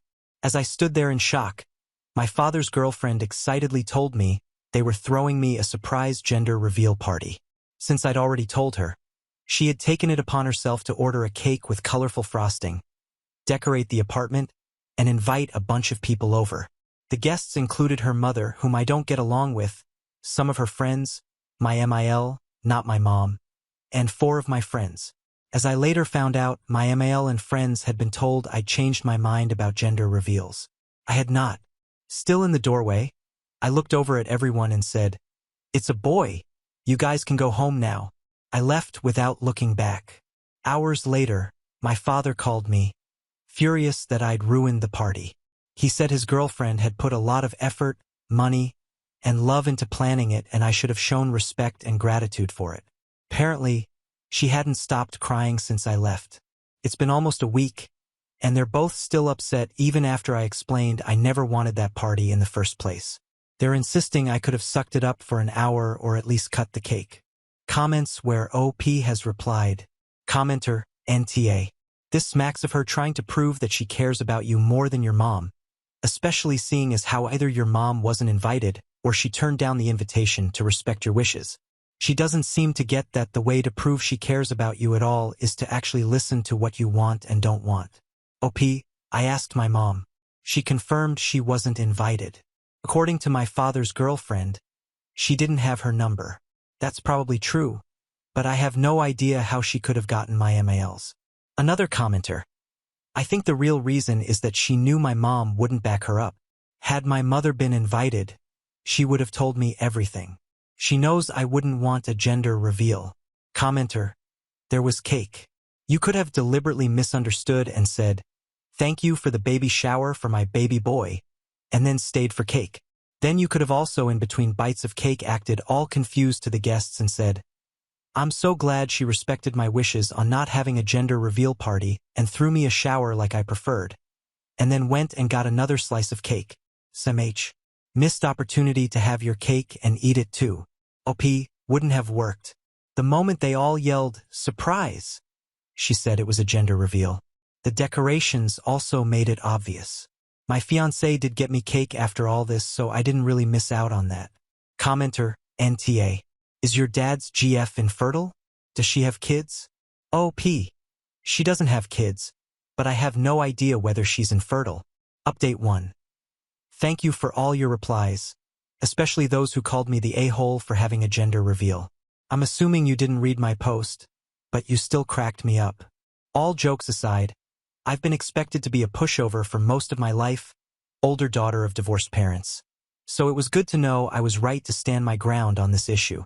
After reading your comments, I've concluded that the only thing I did wrong was leaving without talking to my friends and MIL. They were lied to and put in an awkward position. After I left, I did talk to them the next day and apologized, but I wish I'd told them what was going on. A few days ago, my fiancé and I invited my father and his girlfriend over. I told them I was extremely upset with them both, but I wanted to sort this out peacefully. We still ended up fighting.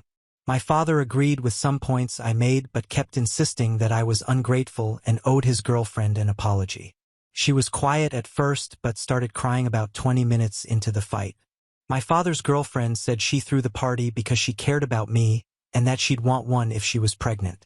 She started talking about all the gender reveal videos she'd watched on TikTok and how happy the parents look in them. She told me she genuinely thought I'd love it and couldn't understand why I'd been so rude to her. To my surprise, my fiancé was the first to snap at that. He's usually the calm one. He told her to stop calling it my party since she clearly threw it for herself. I had expressed countless times that I didn't want a gender reveal, and I was well within my rights to leave when she tried to ambush me with one. The fight didn't go on for much longer after that. Near its end, my father asked me why I hadn't at least played along for a while. I told him I went there expecting to spend an hour with someone I've been meaning to get to know better, not to spend my entire afternoon entertaining a dozen people, more than half of whom I either didn't know or didn't like, who got together to talk about my child's privates. I didn't mean to upset anyone, but I had to get out. My father didn't argue with that. There were two main pieces of advice from your comments that I decided to follow. The first was to tell my father's girlfriend she needed to apologize to my friends and MIL for lying to them. She agreed, and they later confirmed she did. Secondly, neither of them will be allowed to meet my son at the hospital when he's born. My father had been looking forward to this, so it wasn't an easy decision, but I made it clear it was final. My father called me the next day to apologize for everything, and I forgave him. I don't expect an apology from his girlfriend, but I'm done feeding that fire. My life is stressful enough as it is. My son will be here in November. He already has a name, and we've just started working on his nursery. I truly can't wait to meet him. Also, sorry for including "for" twice in my first post title. Update 2, February 19th, 2025. Hey everyone, it's been a while. Hope it's okay for me to update here. I remember promising myself I'd make a final post as soon as the dust had settled, and I'm pretty sure the time has come. First of all, I'm a mom. My son was born in November, and he turned 3 months old a little over a week ago. He's beautiful and perfect, and I still can't believe he's here. Secondly, I have some updates on my father and his girlfriend. Most importantly, they broke up last month. Turns out they were cheating on each other. I don't know much about this that isn't gossip I can't confirm, but I did have some minor problems with her after my last post. About a week after the conversation I mentioned in my previous update, she became fixated on trying to find out my son's name. According to her, there was a personalized gift she wanted to get me that would need it. She spent 3 weeks asking around about it before giving up. I didn't invite my father's girlfriend to my baby shower. Almost definitely a dick move, but I didn't want her there. She was still on her name crusade at the time, and it was becoming exhausting to deal with. My mother was the one who threw it, so it didn't make sense for her to be there anyway. My fiancé and I had dinner with her and my father instead, which did end up being nice. She gave us diapers instead of the personalized gift, and it was quite honestly the best thing she could have gotten me. Nothing happened when I went into labor, at least not on that end. I introduced my son to my father through video chat. He kept his part of the deal and didn't visit us, but I later found out his girlfriend did try to convince him to. They came over to meet the baby a bit over a week later. Her mother was visiting them at the time, and I allowed her to join us despite the fact I never got along with her. Awful decision. She complained the whole visit. Also, according to her, I had it easy because of my C-section, so she felt the need to tell me her whole birth story. Jokes on her, my kid can kill Macbeth. All jokes aside, my father was particularly upset about this. He told me he had a huge argument with his girlfriend afterwards because her mother ruined his first time meeting his first grandchild. The holidays went fine. The breakup happened early in January. Again, I don't know much about it. A few days after I found out, my father's ex-girlfriend texted me. She apologized for whatever stress she had put me through during my pregnancy. We wished each other well. I'm sure both she and my father will start dating their affair partners now. If I learned anything these last few months, it's that my family is a fucking mess. Moving forward, I'll do my best to protect my child from this. I still have over a year until my wedding, so we'll enjoy our time away from the spotlight while it lasts. This will be my last post. Thanks, everyone. Now on to the next story. Story 12. Caught my husband and sister having fun in the kitchen. They started their affair when I was on a girls' trip.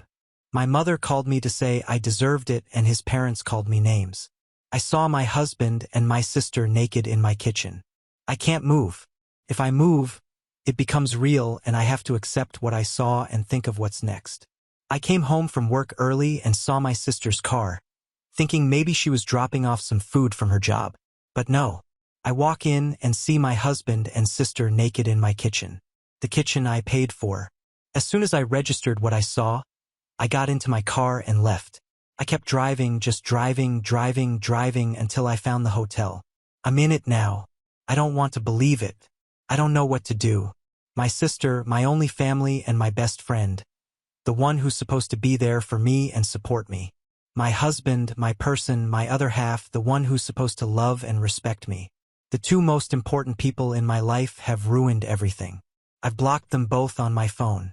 I don't want to hear any of the bullshit excuses they'll come up with. I don't want to confront this. I want to go back to this morning when everything was fine. Update 1. Sorry for not replying to comments and not updating. Things have been hectic.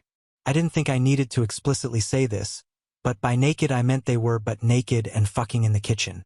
I admit mentioning that I paid for the kitchen was odd and kind of funny, but anyone that knows me knows that the kitchen is my pride and joy, so yes, when I saw my sister and husband fucking in my kitchen, it stuck with me. And yes, they did see me. When I got to the hotel, I cried for a few hours and then I just wanted to tell someone. Anyone.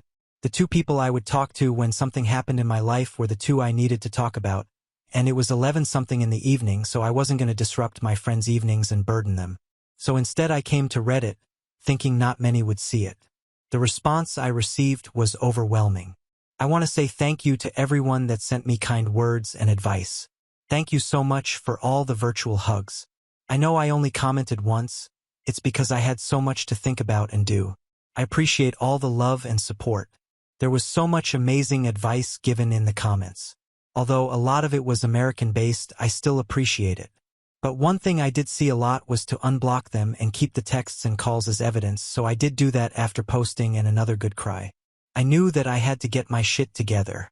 I didn't have my sister or any family to help, so I had to do it myself. I started researching what my next steps were. In the morning, my friend called me saying my sister contacted her wondering if I had been in contact with her. I told her what happened, and she very kindly offered her spare room and her day off work to help me sort stuff out. I called in sick at my job, and my friend helped get things done.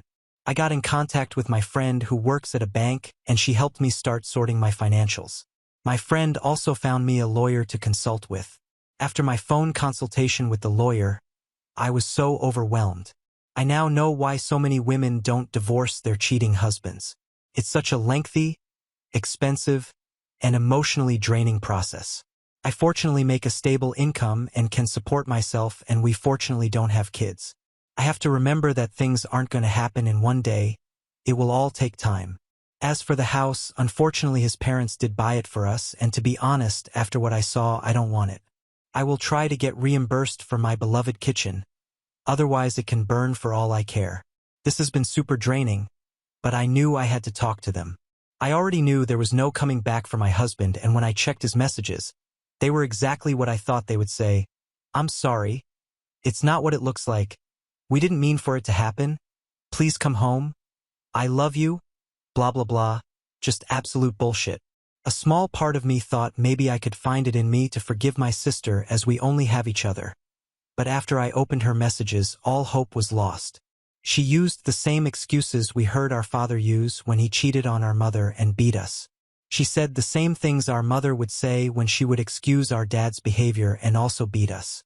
I spoke to her this morning and asked her to tell me straight up who, what, where, when and why.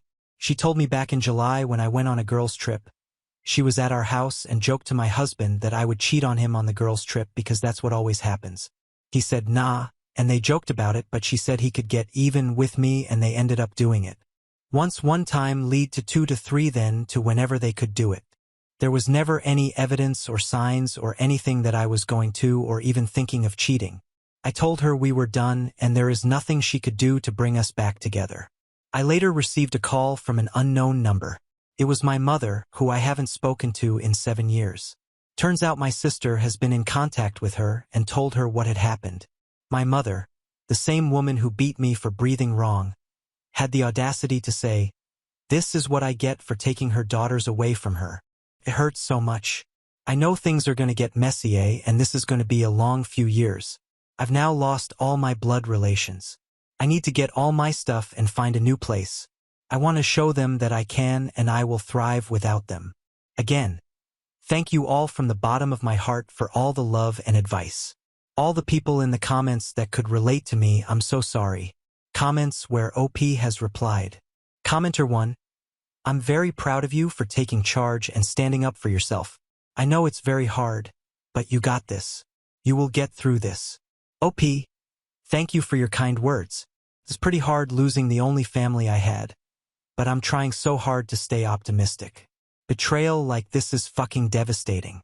It will be long and hard and draining, but I will make it. Commenter 2. Hold your head high and cut all of them out of your life. Do his parents actually own the house or did they just give money? Cut off mother and sister for good. Your sister is a piece of work. OP. They gave my ex-husband the money for the house so it's under his name and yes, my sister can join my mother and do whatever. They're no longer related to me. Commenter 3. Out of curiosity, have you asked his parents if they knew what was going on? This will give them the opportunity to hear what actually happened rather than the lies he'll tell to cover his bad behavior. OP. As soon as I started receiving messages from his mother, I knew he had been feeding them a false narrative. She's been calling me names for bringing my cheating backside and my slut sister into his life. She never liked me because of my background and thought I should forgive my mother. Unfortunately, all I'll hear from them is the bullshit he's told them. Update 2. I saw so many people still commenting, messaging me and checking up on me. To those people, thank you for your kindness.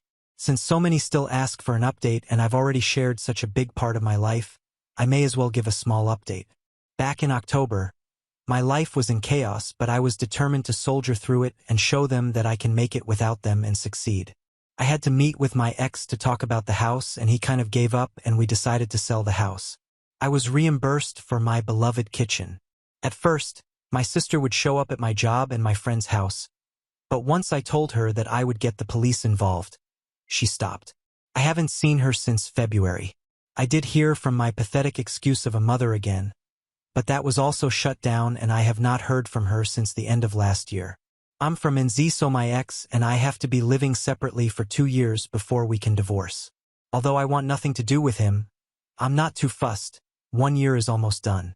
I started therapy, which has been healing. I wish I had gone earlier. I have moved into my apartment and I was promoted at work. I have also gone on 2 girl trips and had some extra fun these times as I was a single woman, and I've also just started seeing someone. He has been very kind. Thank you all again for your kindness. Hope this is the update you were waiting for. Update 3. January 15th, 2025. Hello, it's been a while. I still get messages and notifications asking for an update, so this will be my last one. I am officially divorced. It took a while, but I got there and my ex-husband had 2 years to accept it and not fight it. I've got my own house, a nice kitchen, a cute, mature man on my arm, friends who treat me like a sister should, and a job that respects me. I'm happy and couldn't care less where my biological family are and what they are doing. I am enjoying the wonderful summer we are having in NZ and living my life. Thank you all for the support. All the best. Now on to the next story. Story 13. Wife has dragged me to Disney World 9 times. When she finally agreed to try a different destination, she got in an accident, and now we're going back to Disney again. My wife, Jess, and I have been married for the past 13 years. We're both 39. After experiencing financial hardship throughout our 20s and early 30s, Jess and I are now fortunate enough to have the means to travel once or twice a year. The only problem is that Jess literally only wants to go to Disney World. We have been to Disney 9 times now, and every vacation we have ever taken together was to go there, including our honeymoon. So we go. We eat the Mickey Mouse ice cream, we wear the mouse ears, we stay in the official hotels, we see the characters, we ride the rides, we take the pictures in front of Cinderella's castle, and we come home. Every trip. I'm honestly beyond sick of Disney, and I never really liked going in the first place. Jess knows this, but she has no concept of travel beyond Disney.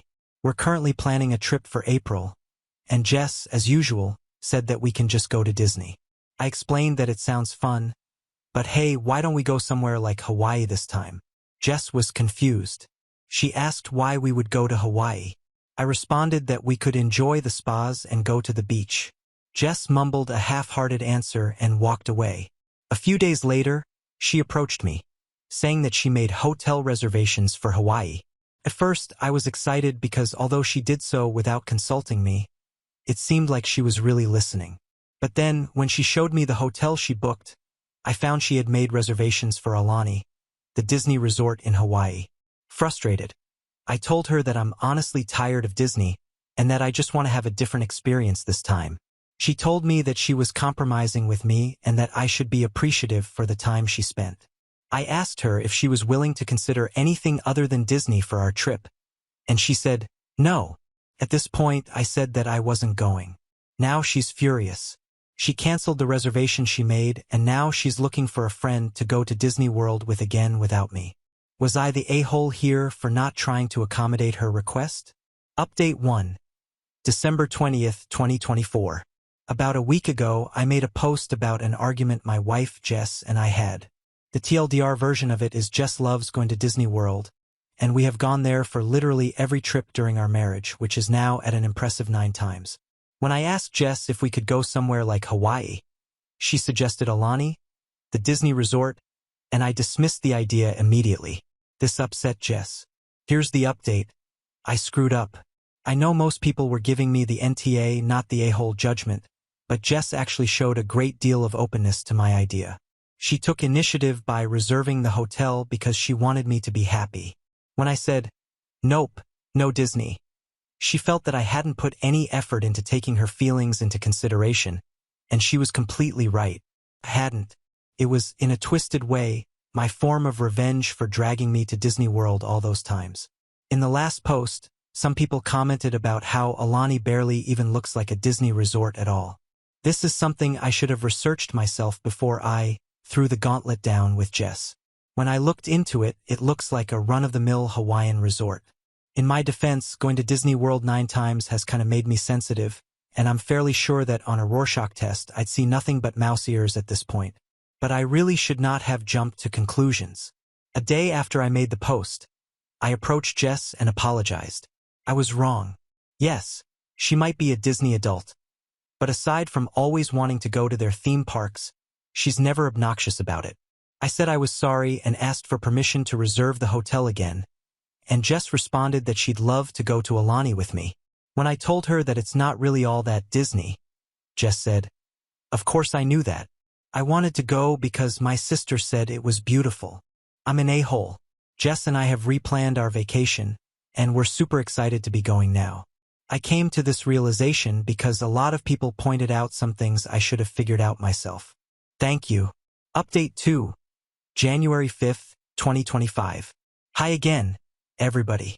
This situation all started because my wife, Jess, and I had an argument about going to Disney World on vacation again. I didn't want to go because we had already been 9 times, and when I suggested Hawaii, Jess made reservations for Aulani, which is a Disney-owned resort. I immediately rejected this idea, mistakenly believing it was just another Disney vacation. Eventually, I realized that I was wrong and that Alani was a perfectly fine compromise. Unfortunately, we will not be going to Alani for our upcoming vacation. A couple of days after Christmas, Jess had a minor car accident. She mistook drive for reverse and backed into our garage door. When I heard the loud bang, I ran outside, and I found Jess holding her neck in the car. I immediately drove her to the hospital where she got x-rays done. She seemed fine, but the doctor said that based on her symptoms, headache, neck pain, numbness in her fingers, she could have whiplash. Jess and I figured that she would be fine in a couple of days, but almost 2 weeks later, she is still complaining about back pain. Yesterday, she approached me saying that she wasn't confident she could go to Hawaii in a few months. I asked what she wanted to do, and while apologizing profusely, she asked me if we could postpone that trip. I responded that she had absolutely nothing to apologize for. After that, she said that she felt bad about not being able to go to Hawaii, but she might be able to make it to Disney World. While I didn't understand at first, she told me that it has very high accessibility and in a worst-case scenario, ECV electric convenience vehicle rentals. She doubts that will be necessary but assured me that we could take it easy there. I know that this isn't the conclusion people here wanted, and it's certainly not what I wanted to do with my next vacation, but Jess's health has to come first here. We've made our reservations. It's not where I want to go, but Jess is super happy right now, and that's what matters most to me. Thank you all for your input. We have reached the end. If you enjoyed this video, please be sure to like and subscribe to the channel for more videos like this, and give us your thoughts about the stories in the comments section. Thank you and see you in the next video.